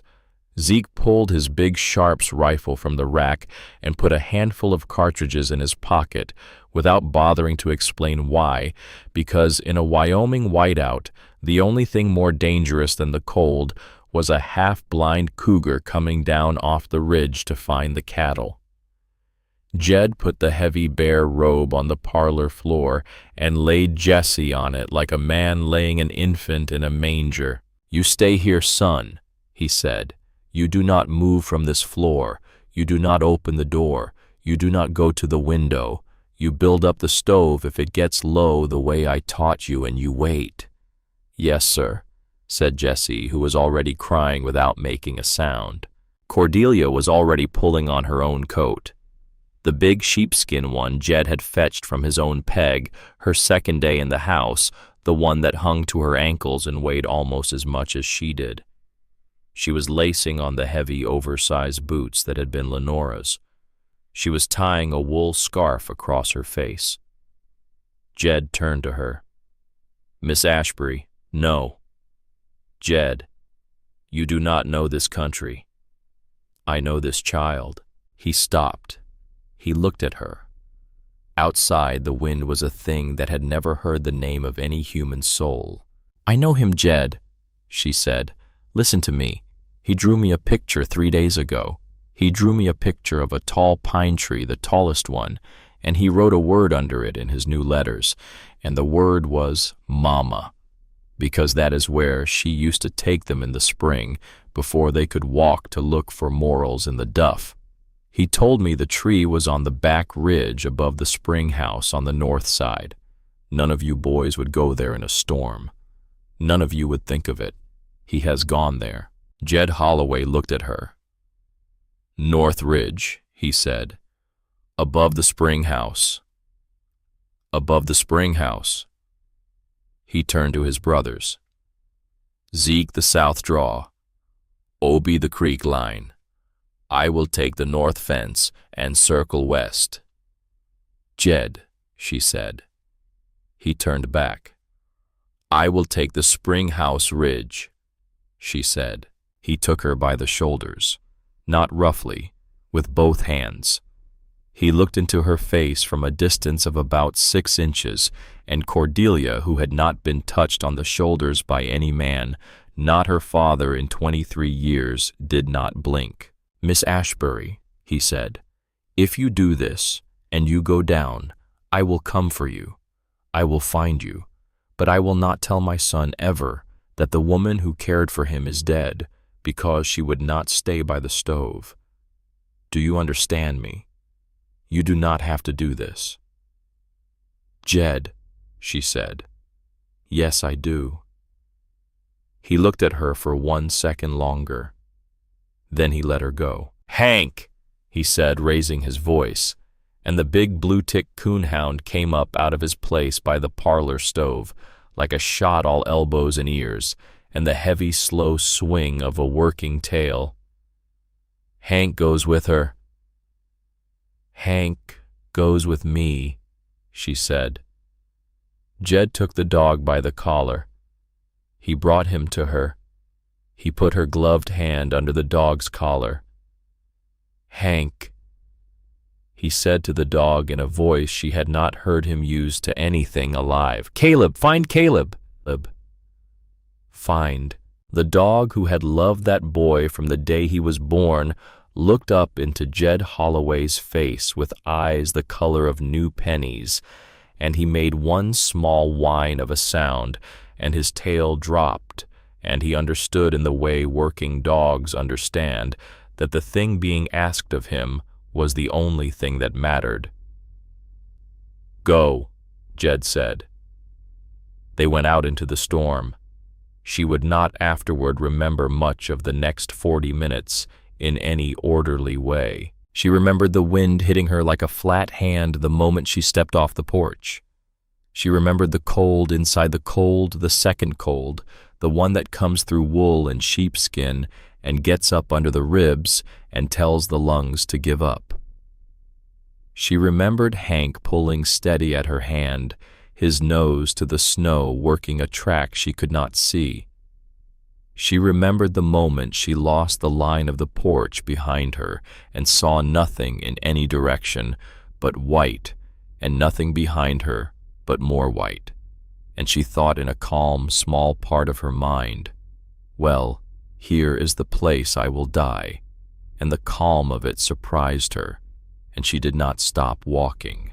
She remembered the spring house when she stumbled into the back wall of it, and she remembered using the wall as a guide and following it around, and Hank pulling north, and the slope rising, and the snow coming up to her knees, and then to her thighs, and then catching in the deep folds of the sheepskin coat, and making her drag it like a wet sail.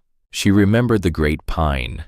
It rose up out of the white at 20 feet of distance, the only thing in the whole gray, screaming world that was darker than the snow, and at the foot of it, in the bowl of the wind shadow on the lee side, a small, dark shape. "Caleb," she said. She tried to shout. Her voice came out a croak. The wind took it. Hank reached him first.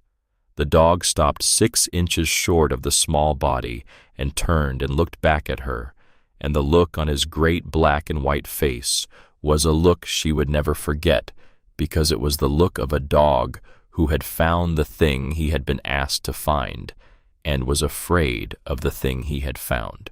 The boy was on his side. He was curled. He was not moving. His left arm was under him at an angle that Cordelia in the long-ago kitchen of her father's parsonage had seen on the arms of children who had fallen off ponies, and she knew even before she knelt that the wrist was broken. His face in the small light of the lantern she had managed to keep lit inside her coat was the color her father's face had been in his coffin. His lips were gray. She pulled off her glove with her teeth. She put the back of her bare hand against his cheek. He was warm. He was still warm. "Caleb," she said. He did not answer. She did not waste time on weeping. She had learned somewhere that weeping was for kitchens. She unbuttoned the great sheepskin coat. She pulled it off. The cold went into her like a knife, and she ignored it. She wrapped the coat, the whole vast, heavy wool, stinking, marvelous, warm thing around the boy. She buttoned it across him with hands that had stopped feeling. She lifted him. He weighed nothing. He weighed everything. She stood up in her brown wool dress and her wool shawl, and she held him against her chest like a sack of grain, and she turned her face down out of the wind, and she said in a voice she did not know she had, "Hank, home, home." The dog turned and led. She walked. She walked with the boy in her arms, and the snow up to her thighs, and the dog 1 yard ahead of her, his great body breaking trail back along the tracks they had cut coming up. She walked past the spring house. She walked across the flat. She walked through the bottom of the orchard where the apple trees stood like skeletons. She walked, and then she walked, and then she walked, and then her right knee gave out, and she went down on it. She got up. She walked. 200 feet from the back porch, her left knee gave out, and she went down on it, and she could not get up. She knelt in the snow with the boy clutched against her, and she looked up, and she saw through the white a yellow square of light, which was the parlor window, which was the home she had walked into a month ago, believing it was the end of her road, and she put her face against the boy's cold cheek, and she said, "We are nearly there, we are nearly there." Then a great dark shape came out of the white, and it had a lantern, and it was Zeke Holloway with the rifle on his back and the storm in his hair, and he did not say one word. He simply scooped the boy out of her arms in one motion, as if the boy weighed less than nothing, and he lifted her up under her own arms with the other arm, and he half carried, half walked her the last 200 feet, and the porch rose up in front of her, and the door opened, and the warmth of the parlor stove hit her face like a slap of summer, and she heard a voice very close that was Jed Holloway's voice, and was not entirely steady, saying her name. What happened in the next 2 hours she would only ever remember in pieces. She remembered Obi, the youngest brother who could shape iron with his bare hands and rarely had cause to use them on anything as small as a child, kneeling on the parlor floor with Caleb's small left arm laid out across his lap and splinting the broken wrist with 2 thin pieces of straight basswood and clean strips of muslin. She remembered the way his big, burned, scarred hands moved slow and exact and gentle, as if he were rebuilding a thing of great value that had only been damaged a little. She remembered Jed sitting on the parlor floor with Caleb's small body in his lap, inside the open sheepskin coat, working warmed water into the boy's feet, 10 minutes on each foot, then 10 minutes again, the way men of the high country had been working frostbite out of children since the first white men had come into these mountains. She remembered the moment Caleb whimpered the first sound, and she remembered Jed Holloway's face going for half a second into a thing she had no name for and back again. She remembered Jesse sitting on the bare robe by the stove with both his small hands wrapped around the small mug of warm milk she had set there for him hours before, watching his brother breathe, not speaking. She remembered Zeke at the kitchen door, not coming in, standing there with the storm still on his shoulders, looking into the parlor as if he were looking at a thing he was afraid to disturb by the act of looking at it. She remembered somewhere in the middle of it becoming aware that she herself was sitting in a chair by the parlor stove with a wool blanket around her shoulders, and that she could not feel her feet, and that someone very gently was unlacing her boots, and that the someone was Obi, and that he was talking to her as he worked in the soft, easy voice he used, to the horses, saying things like, "There you go, Miss Ashbury. Just hold still now, there you go." And she remembered much later understanding that those were the most words Obadiah Holloway had spoken to a woman in 3 months. And she remembered the moment, perhaps an hour after they had got into the house, when Caleb's eyes opened.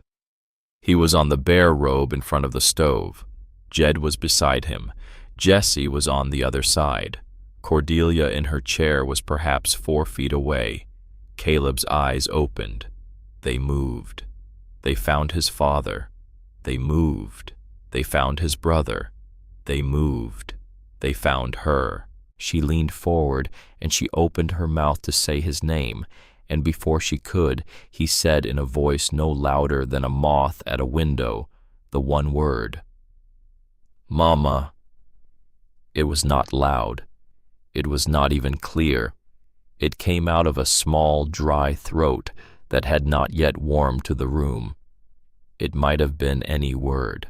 But Jed Holloway, on the floor beside his son, drew in a breath as if he had been struck, and his shoulders bowed once, and he turned his face away from the boy and toward the parlor wall, so that the boy would not see what his father's face was doing, and he set his jaw, and he set it again.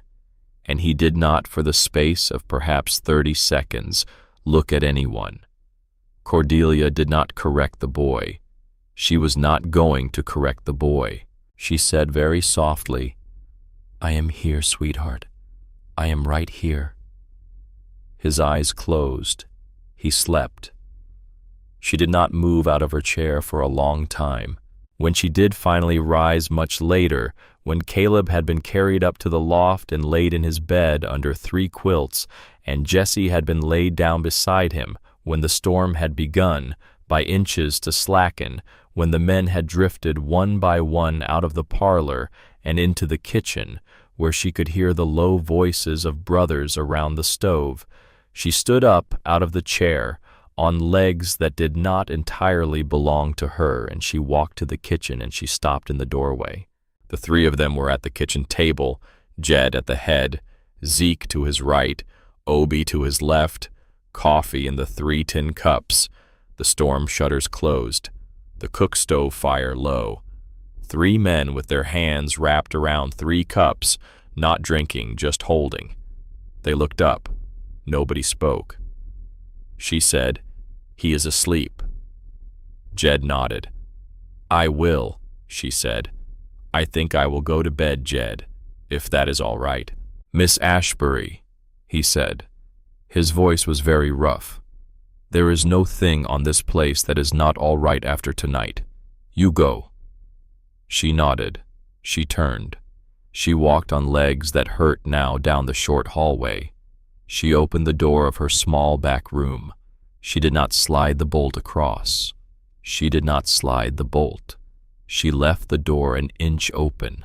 She lay down on the calico quilt in her dress and her wool stockings because she could not summon the strength to undress, and she put her face on the pillow, and she heard the small sounds of the kitchen down the hall. 3 men breathing a coffee pot, hissing, a chair leg, scraping the wind far off, now finally letting go of the eaves, and she thought very simply, "These are my men," and she did not have the strength to be afraid of having thought it, and she slept. She did not know that very late that night, perhaps near midnight, Jed Holloway came down the hallway with a candle, not to her door, only past it.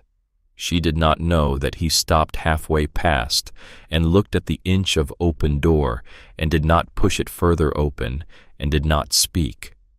She did not know that he stood there in the candle light for the space of perhaps 5 breaths, and that he then went on to the front door and stepped out into the cold of the porch and stood in his shirt sleeves with his bare hands hanging at his sides, looking up at a sky in which the storm had finally cleared and the stars had come out so hard and so close that an honest man could believe on such a night that he could reach up with one rough hand and lay his palm flat against them. She did not know that Jeremiah Holloway on the porch of the house his father had built in the hard cold of a Wyoming midnight said very quietly into the air, "Lenora, I think she is the one you wrote about." She did not know that he said, after a long time, "I do not know what to do." She did not know that the only answer he received was the answer of a porch board settling under his weight, and the small distant sound of a coyote on the south ridge, and the faint, clear, high ringing of stars. He went to bed. She slept. Caleb slept. The house slept. And 140 miles to the south, in a hotel room above the rail station in Cheyenne, Wyoming, a man named Bartholomew Crane sat at a small writing desk by a kerosene lamp and finished in his careful clerk's hand the document he had been preparing for 3 days. It was a warrant. It was made out in the name of one Cordelia Ashbury of Beartooth Pass, Wyoming Territory, formerly of Springfield, Massachusetts. It charged her with the theft of $287 from the charitable funds of the First Methodist Church of Springfield. It was not a real warrant. There had been no theft. There had been in Springfield only a young woman who had said no 3 times to a sheriff's widowed son, and a sheriff who had found in the long leisurely months since a man in Wyoming named Beauregard Thornhill, who very much wanted to acquire 500 acres of mountain water rights from a family named Holloway, and who was prepared to pay any reasonable man any reasonable sum to remove by any reasonable means the small obstacle of a parsonage daughter who had against all expectation refused to break. Bartholomew Crane folded the false warrant. He sealed it with wax. He set it on the corner of the desk. He blew out the lamp. He smiled in the dark. Up at Beartooth Pass, in the loft of a long log house, 2 7-year-old boys lay sleeping under 3 quilts, the older one with a splinted wrist on a folded pillow. Down the hall, in a small back room behind a door that stood 1 inch ajar, a young woman slept in her dress. In the room across the way, A man named Jeremiah Holloway lay on his back in the dark with his eyes open, and he thought about a small leather book his late wife had kept hidden in a sewing basket for 7 years, and he thought about the careful young hand on its first page, and he thought for the first time in a long while that he was perhaps ready to read it. He did not yet know that the woman down the hall had already found it. He did not yet know that by the time the snow on the porch was gone, his life would have changed in 3 more ways he was not prepared for. He only knew that night that the boy was alive. That for the moment was enough. The wind, very far off now, was almost done. The morning came pale and clear, and the world that Cordelia Ashbury woke up in was not the same world she had gone to sleep in. She knew it before she opened her eyes. The house was too quiet. The wind that had screamed for 16 hours had stopped sometime in the deep middle of the night, and what remained was the kind of silence that follows a long sickness, the kind a hospital has at 4 in the morning when the worst has passed. She lay on the calico quilt in the dress and stockings she had not had the strength to remove, and she looked up at the rough ceiling planks in the gray dawn light, and she remembered in pieces the things that had happened in the parlor between midnight and now. She remembered a small voice saying, "Mama." She remembered Jed Holloway turning his face to the wall. She remembered leaving her door open. It was still open. She rose. She washed her face. She put up her hair without looking in the small square of mirror over the basin because she did not want to see what 20 hours had done to her face. She went out to the kitchen. Jed was at the stove. He had a cup of coffee in his hand and a small frying pan on the heat, and he was in his slow, careful way frying eggs. There were 6 of them in the pan. He had taken down 2 of the small pewter mugs from the sideboard. He had taken down 2 of the tin cups. The 5th cup on the side was hers, and there was already coffee in it set at her usual place at the foot of the table. He did not turn when she came in. "The boy's still asleep," he said. "Yes. Caleb is breathing easy. I checked him every hour. Thank you, Jed." He turned a single egg over with the spatula very carefully and set the spatula down. "There is something on the table," he said, "that I would like you to read to me." She looked. The leather-bound book was on the table beside her coffee cup. For a long moment she did not move. Then slowly she sat down in her chair. She looked at the book. She looked at his back at the stove. He was not looking at her. He was looking at the eggs, which did not need looking at. "Jed," she said, "how did you know?" "I did not know," he said. "Last night on the porch. I told her I thought you were the one she wrote about. I did not know. I thought this morning I would go to the chest at the foot of my bed and look. I went. The book was not there. It has not been there for a long time. I do not think it ever was. I think she put it where the next woman in this house would find it. I think the next woman is you. I think you found it some time ago and you waited. I waited. Read it to me, Cordelia. I cannot do it alone." It was the first time he had used her given name. It came out of him slowly, the way a man tries a word in a language he is just learning, and it filled the kitchen in a way she did not have any place to put. She opened the book. She read. She read it all. She read the words a young woman had written to 2 sons. She would not live to raise careful pencil work that had faded to silver in places plain as a prayer, full of the small things a mother thinks to say before the door closes. The names of the boys picked out in March of 1876, because Lenora had a feeling there were 2 of them.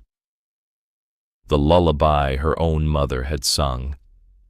The recipe for the blackberry preserves she wanted them to taste once a year so they would know her. The advice she had for them about horses and about lying and about the way to know whether a man is a good man which she said was very simple, and went like this: "A good man tells the truth even when it costs him, and keeps his word even when no one is watching, and is gentle with anything smaller than he is." Cordelia read steady. Her voice did not break. She turned the pages. Halfway through, Jed left the stove. He did not sit. He stood at the kitchen window with his back to her, both hands and fists at his sides, and his shoulders did the thing his shoulders had done in the parlor the night before, the one short bow, the one slow gather. He did not weep. The Holloway brothers did not weep, but there were sounds every now and again that the kitchen window made when a man stood too close to it on a cold morning, and Cordelia, who had been a parsonage daughter for 23 years, knew the difference between a window and a man. She read. She came to the page she had marked with a strip of muslin 3 weeks before the page she had not been able to read alone. "Jeremiah," she read, "if I am gone when you read this, do not let yourself become a stone. The boys will need a mother, and you will need a wife, and you will tell yourself for a long time that you cannot have either one because you had me. That is not true, my love. You had me. You will not have me again. But the world is large, and the Lord is generous, and one day a woman will come up that wagon road. She will come with a small bag and a tired face and nowhere else to go. I have seen her in a dream 3 times now. Honey-colored hair, eyes the color of a Massachusetts spring. She is small and she is tired, and she has a bolt in her on the inside that no man has ever set right because no man has ever asked her to set it down. Jed, open the door. Do not make her prove a thing. She has done her proving. She has come a long way to find you, even though she does not know yet that it is you she is finding. You will know her by this. She will not run from the boys. Promise me you will open the door." Cordelia closed the book. She set it on the table. She did not look up. She heard behind her the long, careful breath of a man making himself a promise he had been afraid to make for 7 years. "All right," Jed Holloway said quietly. "All right." The eggs burned. Neither of them stood up to save them. After a long moment, Jed crossed the kitchen and sat down at the head of the table. He laid his hands flat on either side of the cup, the way he had laid them out the first night when he had explained to her the terms of the arrangement. "Miss Ashbury," he said, and then Cordelia, "I do not have words for this. I am asking you not to need them. I am asking you to know what is being said. Can you do that?" "Yes, Jed." He nodded once. "We have things to do today," he said. "Caleb will need the wrist looked at again. Jesse will want sitting with for a while. The cows will need turning out. There will be a lot of digging." "Yes, and there is a thing coming up the road," he said, "that I am only just beginning to see. I felt it last week. Hartford has been making offers. Beauregard Thornhill. He owns more cattle in this county than God has angels. He has wanted my water rights for 3 years now, after what your Sheriff Crane wrote me last summer." She looked up. "Crane wrote you?" "He wrote a letter to Thornhill. Thornhill showed it to me last August when he came up here to make his second offer. He thought it would scare me. The letter named you. It named a sum of money. It said you had stolen from a church. I did not believe a word of it then. I believe it less now. Jed, he is here, in Wyoming. I know. How? Word came up 2 days before the storm. Mrs. Hopkins sent it. A man with a Boston voice asked at her station for the road to Thornhill's ranch. He carried a leather satchel. He was the kind of man, she said, who smiled at you while he was deciding what to do with you. Cordelia's hand tightened around her coffee cup. The cup was cold. She had not drunk from it. "Then we have less time than I thought," she said. "Yes. Then I have something to tell you, Jed. I have been writing letters for 2 weeks, to the chief constable in Springfield, to the elders of the First Methodist Church. I asked them plainly to put on paper what they knew of me and what they knew of any sums missing from any account I had ever touched, which was none. I asked them to send their reply by telegraph, not by mail, and to send it in care of Mrs. Hopkins at the Silver Pine Station. I paid for the wire with the last $5 of the 100 you gave me on the day I came up. Jed looked at her for a long moment. You did this 2 weeks ago, the day after Beau Thornhill rode by the south fence and tipped his hat to me without dismounting. I did not like the way he tipped his hat. Cordelia Jed said, "You are not a woman who waits for trouble." "No, Jed," she said, "I am not. My father raised me on the book of Esther. If trouble is coming, you do not pray it away. You stand between it and the people you love." He looked at her across the kitchen table, and the look on his face was the look of a man seeing something he had not quite let himself see before, and he put his hand out across the wood palm up the way he had done that first night when he had offered her not a touch but an agreement, and she laid her small hand in his large one, and his fingers, when they closed, did not let go this time. "All right," he said. "Then let us see what comes." What came was Beauregard Thornhill 3 days later. He came on a Tuesday afternoon in the second week of December with 3 riders behind him, all 4 of them on tall, well-fed horses that did not know what a hard winter was. The snow from the storm was still on the ground in places, in long, slow drifts along the fences, and the sky over the high peaks had that scrubbed blue look that comes between weather. Cordelia was at the kitchen window. She saw them turn off the wagon road and start up the long lane. She set down the dish rag. She crossed to the back door and rang the iron bell that hung on the porch post once, just once, the bell that meant come in from work, not come fast. Inside 2 minutes, Jed was on the porch beside her, with his Winchester laid across his forearm, not lifted, not aimed, only held the way a man holds a tool he expects he will not need, but has not yet had the time to put down. Zeke came up from the cabin in the pines with the Sharps on his back and the storm-gray eyes already on the riders.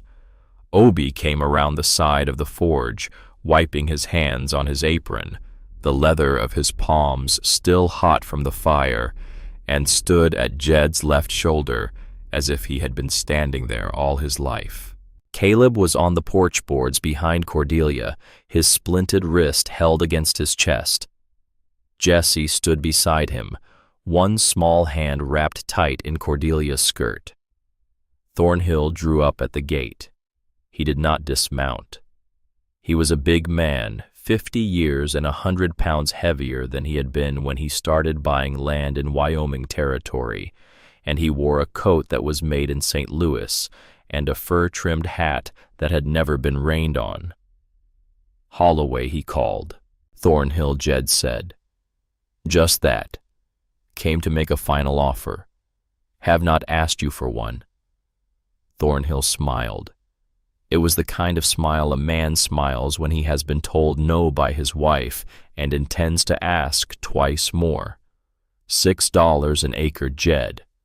500 acres, 3,000 even.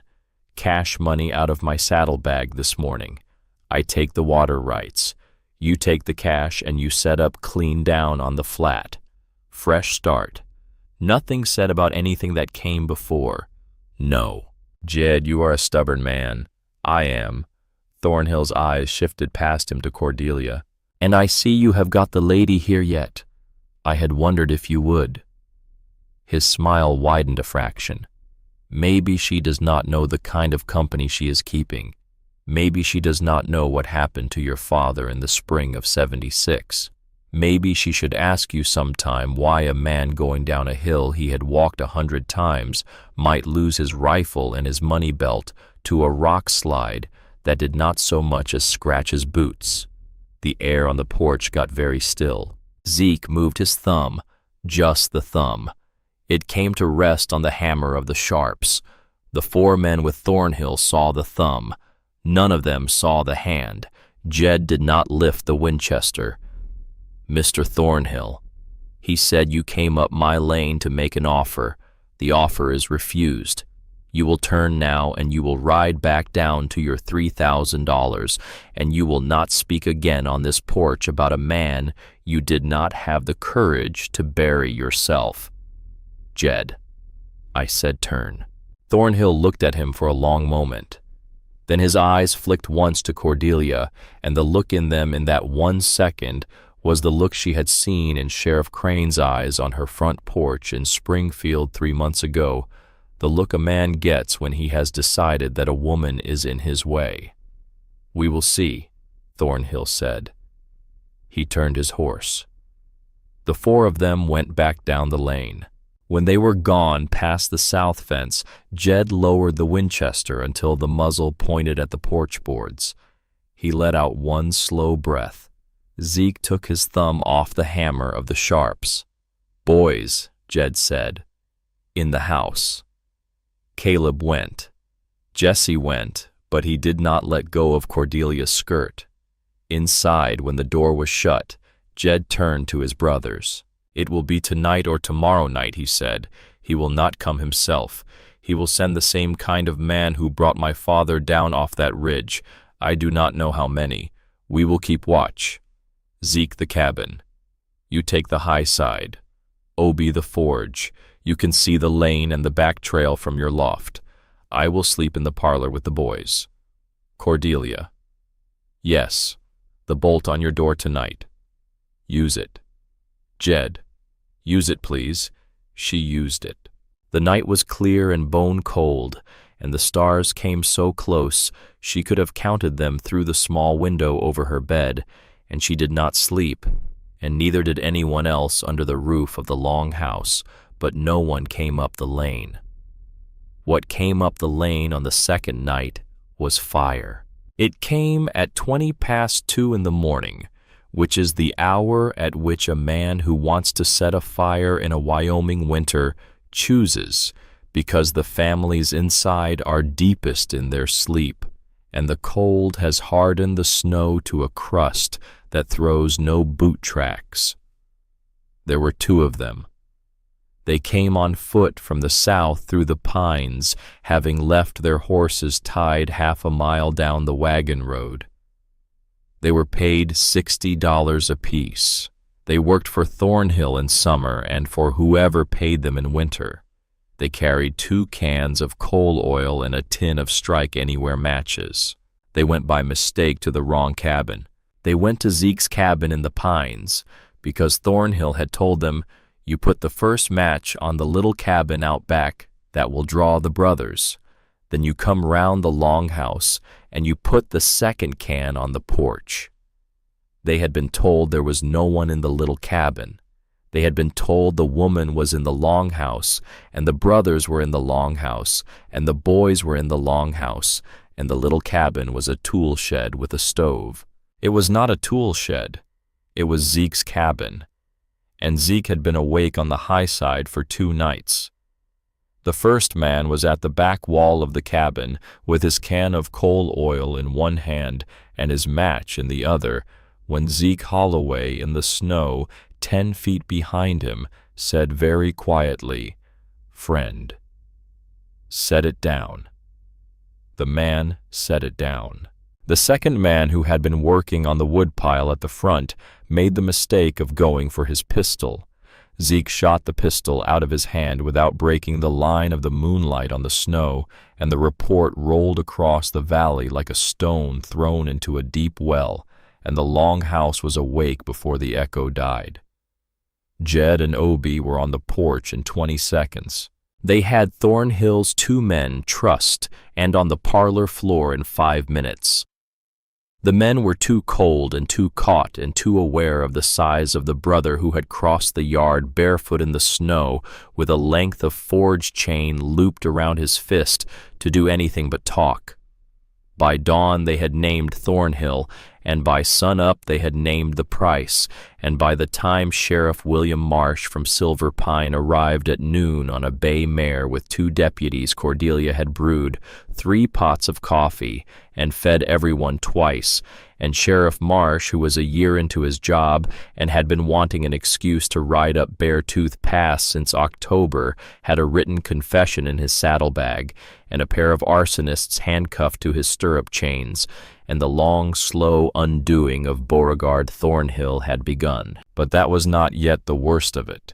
The worst of it came on the following Monday in the form of a man named Theodore Ashcroft. Reverend Ashcroft was the new minister at the small Methodist chapel in Silver Pine, and he had been waiting all winter for an excuse to come up the wagon road. He came in a buggy with his wife Prudence, and he did not warm his hands at the parlor stove, and he did not take off his hat. Mrs. Ashcroft sat on the parlor settle with her gloved hands in her lap and looked at Cordelia the way a customs inspector looks at an unmarked crate. "Mr. Holloway," the Reverend said, "the diocese has had communications. Has it? There have been concerns expressed about the household here, about the welfare of the boys, about a young woman of unknown standing residing under a roof with 3 unmarried men." Jed did not answer at once. Cordelia, in the kitchen doorway with a coffee pot in her hand that nobody had asked for, set the pot down on the sideboard with a small, definite click. "Reverend," she said, "Madam, my standing is not unknown. My father was the Reverend Ezra Ashbury of the First Methodist Church of Springfield, Massachusetts, 27 years in that pulpit. I was raised in his parsonage. I taught the Sunday school of that congregation from the age of 15. If you would like to verify any of it, the chief constable of Springfield will be sending a wire to Silver Pine within the week. I have already made the request. The wire will be addressed to Mrs. Hopkins at the stagecoach station, and Mrs. Hopkins will deliver it to your study in person. Will that suit you, Reverend?" Mrs. Ashcroft drew in a small, sharp breath. Reverend Ashcroft looked at Cordelia for the first time since coming into the room. "I see," he said.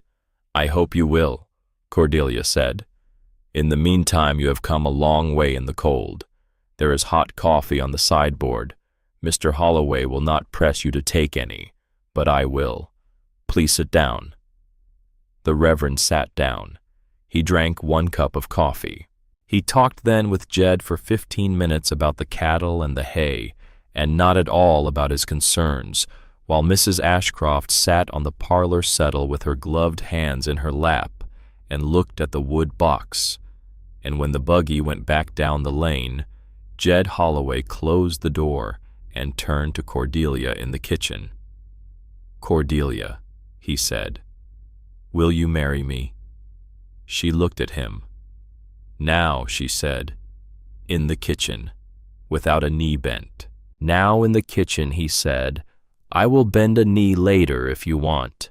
But I am asking you now because I will be asking you in front of every man, woman, and child in Silver Pine inside of 2 weeks, in front of the same Reverend who just sat in my parlor doubting your standing.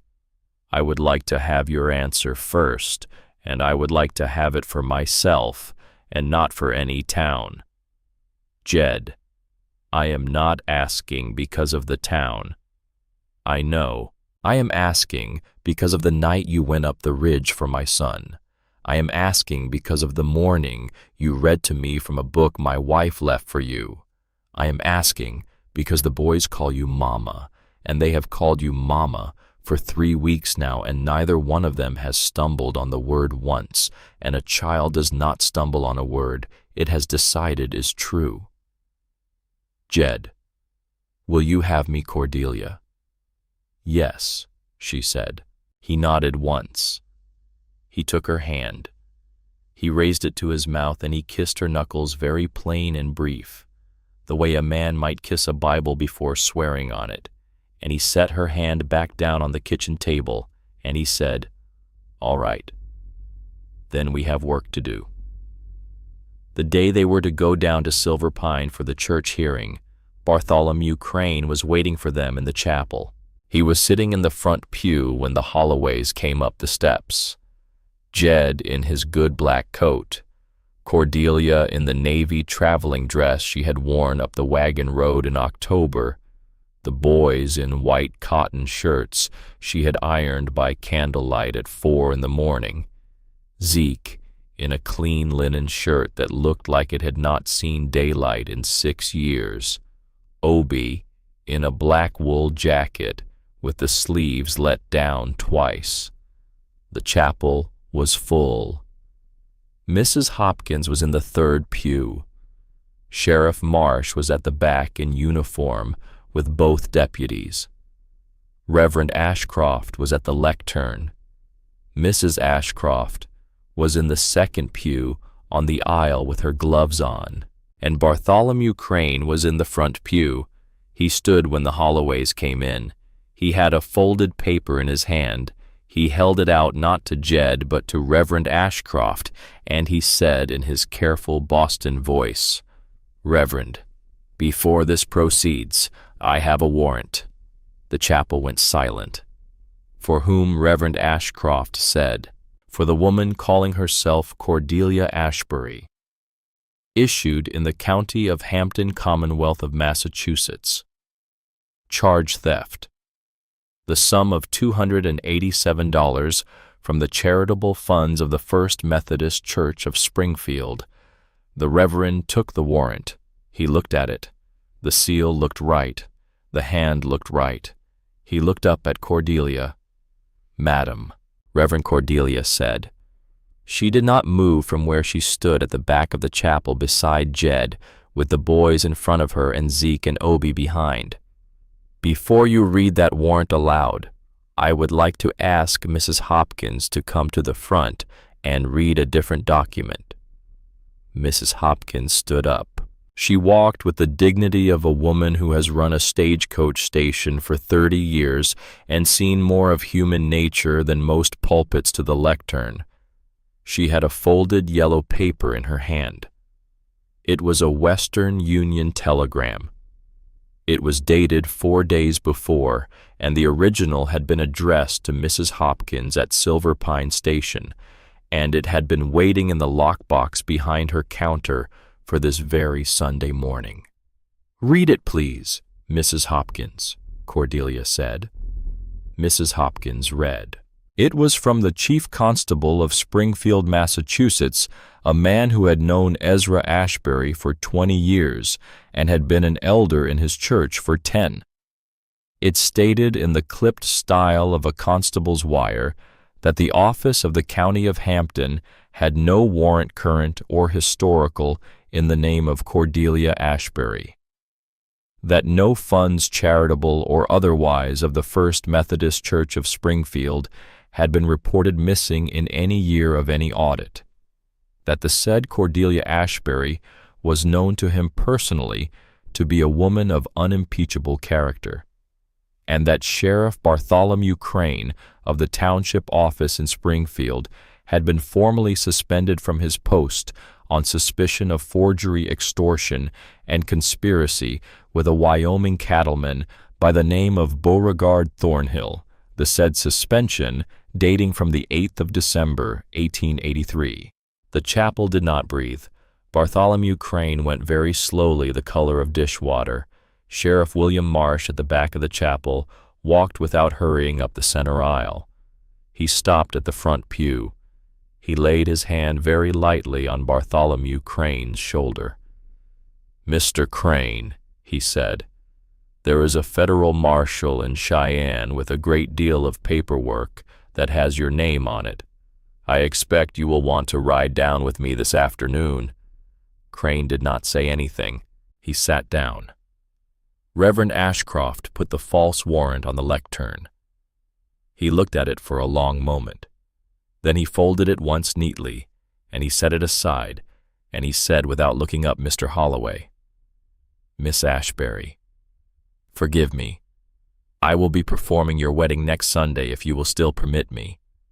I will not speak of standing again."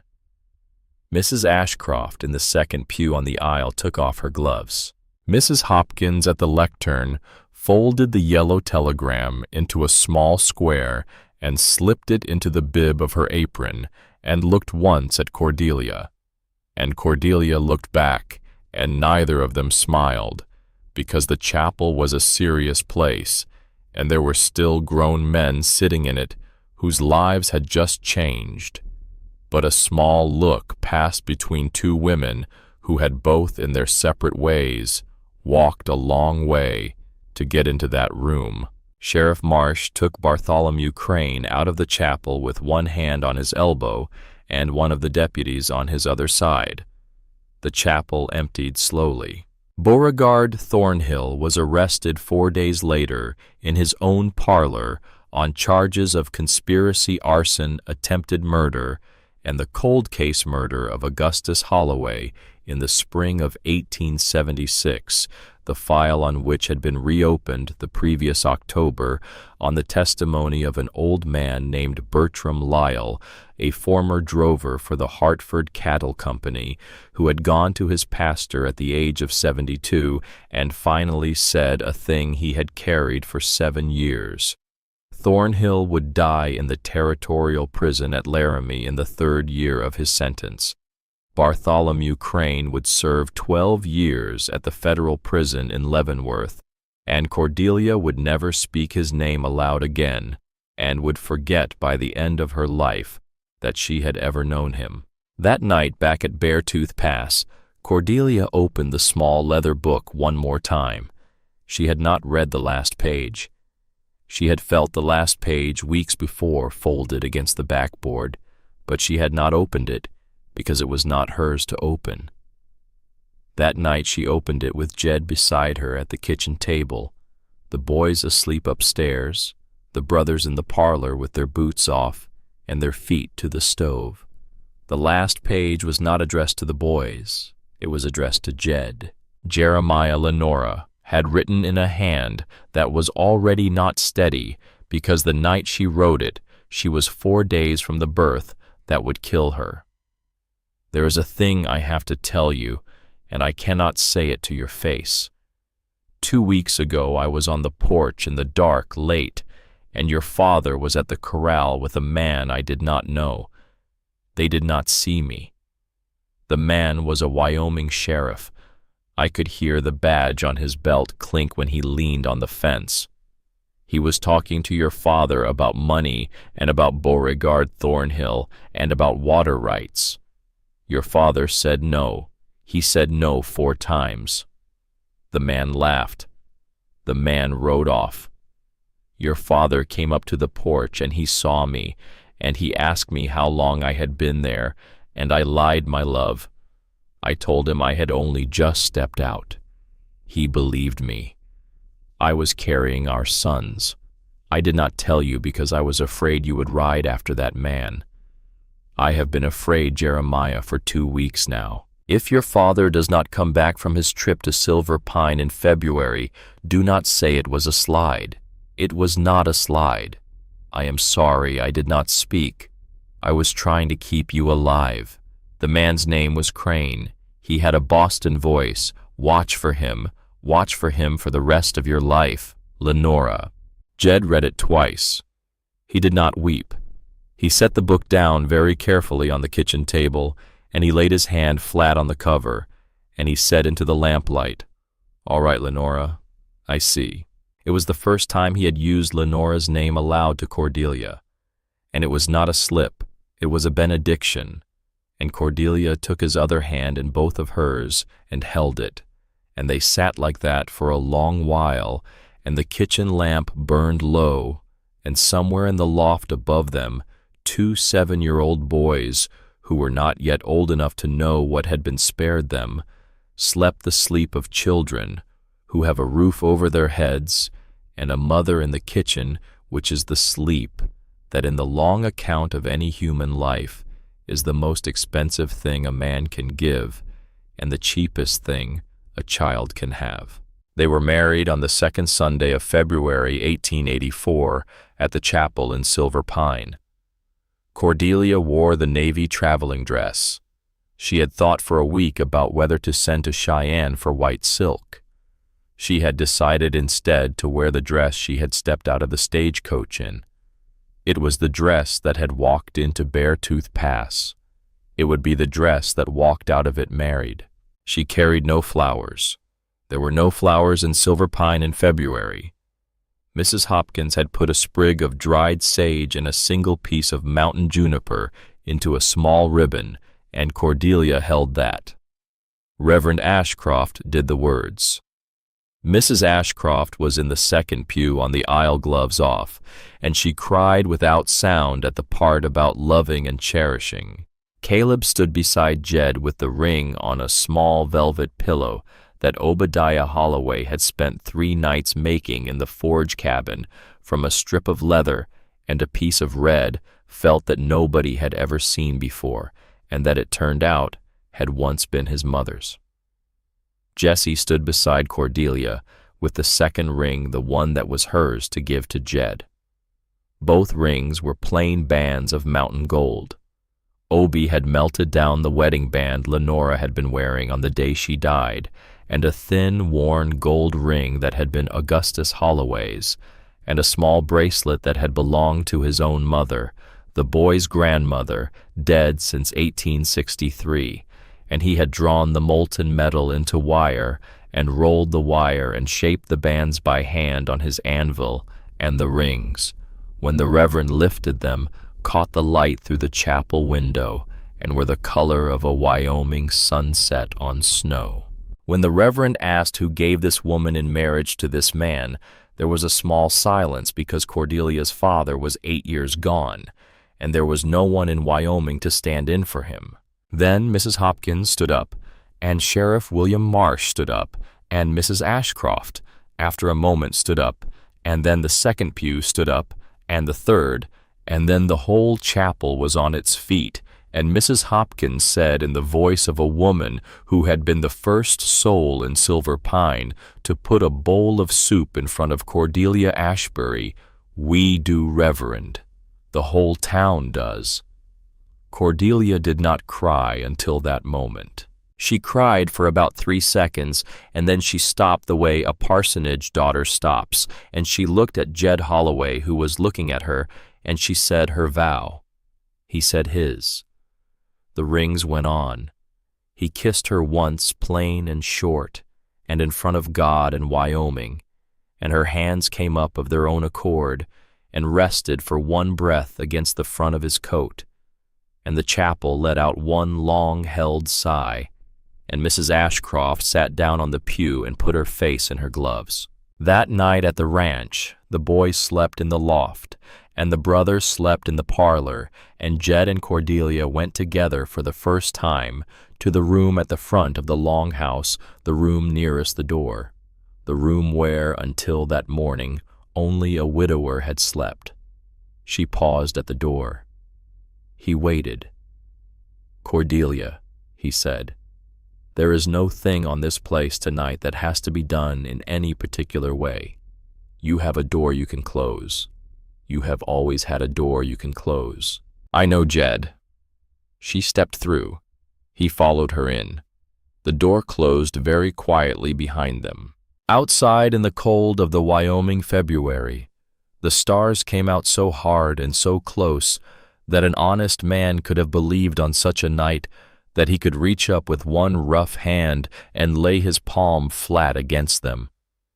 The wind in the pines, what little of it there was, moved like a hand smoothing a quilt over a sleeping child.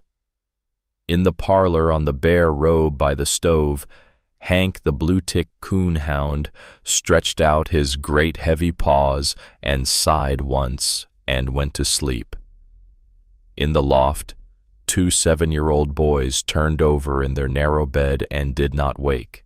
When morning came, Cordelia Holloway, whose name was no longer Ashbury, would step out of that door and into a kitchen that had been waiting 40 years for her, and she would take down 4 tin cups and 2 pewter mugs from the sideboard, and she would lay them out for the men and the boys, and the sun would come up over the Beartooth Range, and the long road that had brought her up the mountain in October would, by the small, slow accident of a winter and a storm and a book hidden in a sewing basket, become the road that ran out from her front porch instead of toward it.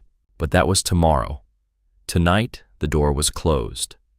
40 years passed, the way 40 good years pass on a Wyoming homestead, in seasons and in births and in the slow, steady ringing of an anvil across a yard. Spring of 1884. The snow went off the back ridge in a single warm week, and the mountain ran with meltwater for 9 days, and the boys, 8 years old now, and in school 3 days a week, down at Silver Pine, walked the fence line behind their father and learned to splice rope. That summer, they put up the first cutting of hay. That autumn, Cordelia found to her quiet astonishment that she was carrying a child.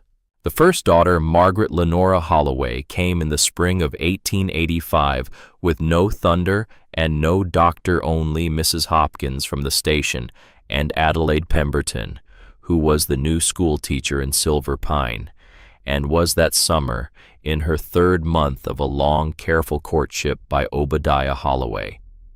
Margaret was a small, hard, healthy baby with her mother's cornflower eyes and her father's set jaw, and Jed Holloway, who had buried his first wife in childbed 7 years before, sat on the milking stool in the barn for an hour after his second wife had been delivered safely, and he did the thing the Holloway brothers did not do, which was to put his face in his hands. Caleb came out to find him. The boy was 9 years old then. He stood beside the stool for a while in silence. Then he said, "Pa." "Caleb, Mama's asking for you." Jed got up. He went in. He held the baby. The baby looked up at him with her mother's eyes, and Jed Holloway said the thing a Wyoming man says only once in his life. He said, "Hello, daughter." Margaret was the first. She would not be the last. James Augustus came in 1887, named for his great-uncle and his grandfather, both a quiet boy with his Uncle Zeke's storm-gray eyes. Hannah Eulalia came in 1890, named for the woman who had first put a bowl of soup in front of her mother at the Silver Pine station, and Hannah was the one who got Cordelia's voice and Jed's stubborn jaw together in one small cornflower-eyed package, and Mrs. Hopkins, when she heard her name being given to a Holloway baby, sat down on the parlor settle and did not stand back up for 10 minutes. Adelaide and Obie were married the following August in the chapel at Silver Pine, with Reverend Ashcroft officiating, and Mrs. Ashcroft, who had become, in the strange way of these things, Cordelia's closest friend in the county, in the second pew on the aisle. They built a new cabin half a mile up the creek from the long house. Obie shoed every horse in the upper county within 5 years, and saved money the way only a man who has been hungry once will save money. And by 1890, the Holloway Forge had a sign over its lintel and a young apprentice from Cheyenne, and 3 saddle horses of its own. Zeke never married. He was content. He took up reading in his late 30s, having found after a winter of sitting in the parlor of an evening listening to Cordelia teach the boys their lessons that he had been hungrier for books than he had ever quite admitted. He read his way through the Holloway shelf, and then through Cordelia's small library, and then by mail through the catalog of a publishing house in Boston that sent him a parcel of new titles 3 times a year. He took to writing back to the boys when they went away, first to school in Cheyenne, and then in Caleb's case to read law in Denver. He died in the autumn of 1920 at the age of 72 in his own cabin in the pines, in his sleep, with a book of Mr. Whitman's open on his chest. He had been quietly content for 40 years. They buried him on the small rise behind the long house beside Lenora, beside Augustus. Jed was 75 then. He laid his brother down with his own hands, refusing help, and he stood for a long time at the grave with his hat off, and the wind very far off ran through the pines, and he did not weep, because Holloway brothers did not weep. But Cordelia, 60 years old and silver in the temples, came up beside him, and put her arm through his, and laid her cheek for one moment against his shoulder, and a Wyoming widow walking past on the road below was heard to say that night in the kitchen of the Hopkins station house that there had been a couple up at Beartooth Pass who looked even at 60, like a young couple looking at a country they had crossed together.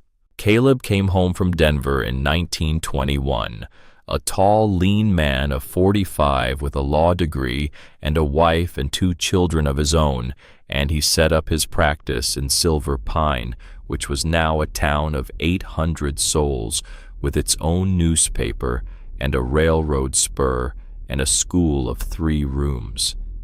He kept the cattle ledgers for the county. He defended twice the ranch his grandfather had built. Jesse went into the forge with his Uncle Obie and stayed there.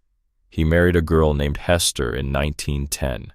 He fathered 4 sons, all of them dark-headed, all of them quiet, all of them tall, and the youngest of them, born in 1918, was named Augustus. Hank the coonhound lived to be 14, which is a long life for a working dog in mountain country, and on the night he died in the parlor by the stove, all 6 grown Holloways were in the room with him, and Cordelia was the one who put her hand on his big black and white head, and he closed his eyes under her hand the way he had opened them on a snowy night in November of 1883, and Jed buried him at the foot of the great pine on the back ridge, the one Caleb had drawn in his McGuffies with the word Mama under it.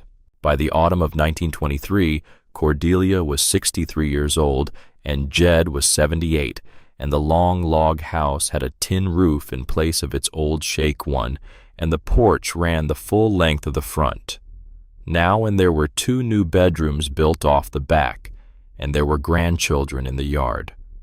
There were a lot of grandchildren in the yard.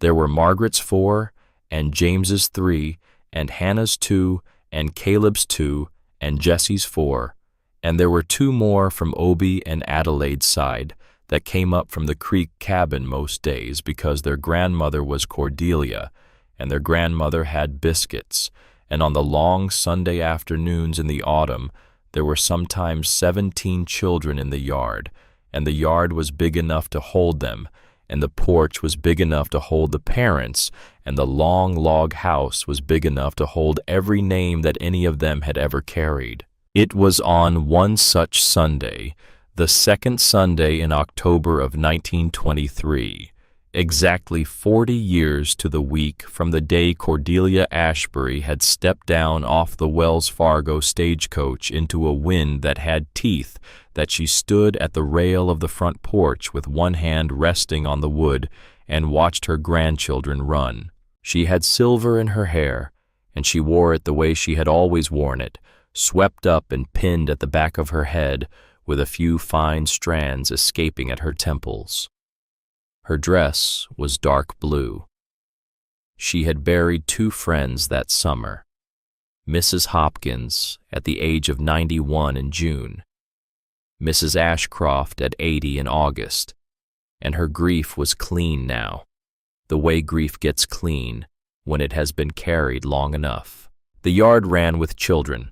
The big blue-tick puppy that Caleb had given his father 3 Christmases ago, the grandson of Hank, was at the bottom of the yard barking at a squirrel that had no fear of him. The pines on the high ridge were turning. The sky over Beartooth was a deep, washed blue. Jed came out onto the porch behind her. He moved more slowly than he used to.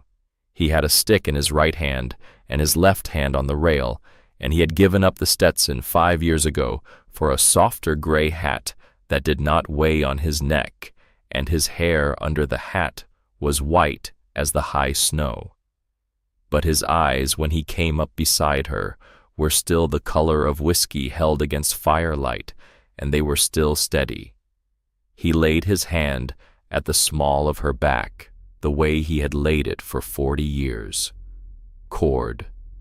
Jed. You remember the day you came up? Yes. I told you 4 hours up. It will get cold. There is a buffalo robe under the bench. Use it. I remember. I did not tell you, he said, to be brave about it. You did, Jed. You said brave women freeze the same as foolish ones. He laughed once. The laugh was a low, rough sound, the sound a creek bed makes in summer when there is just enough water in it to clear its throat. I did, didn't I? You did. I have been wrong about a lot of things in my life, Cord. I was not wrong about that. No, Jed.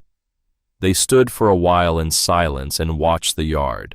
A small, dark-headed boy of about 4, who was Margaret's youngest, and who had been named Ezra Augustus because his great-grandfather had been a Massachusetts preacher, and his great-grandfather had been a Wyoming homesteader, and his mother had not been able to choose, came running up the porch steps with a clutch of late-season wildflowers in his small fist.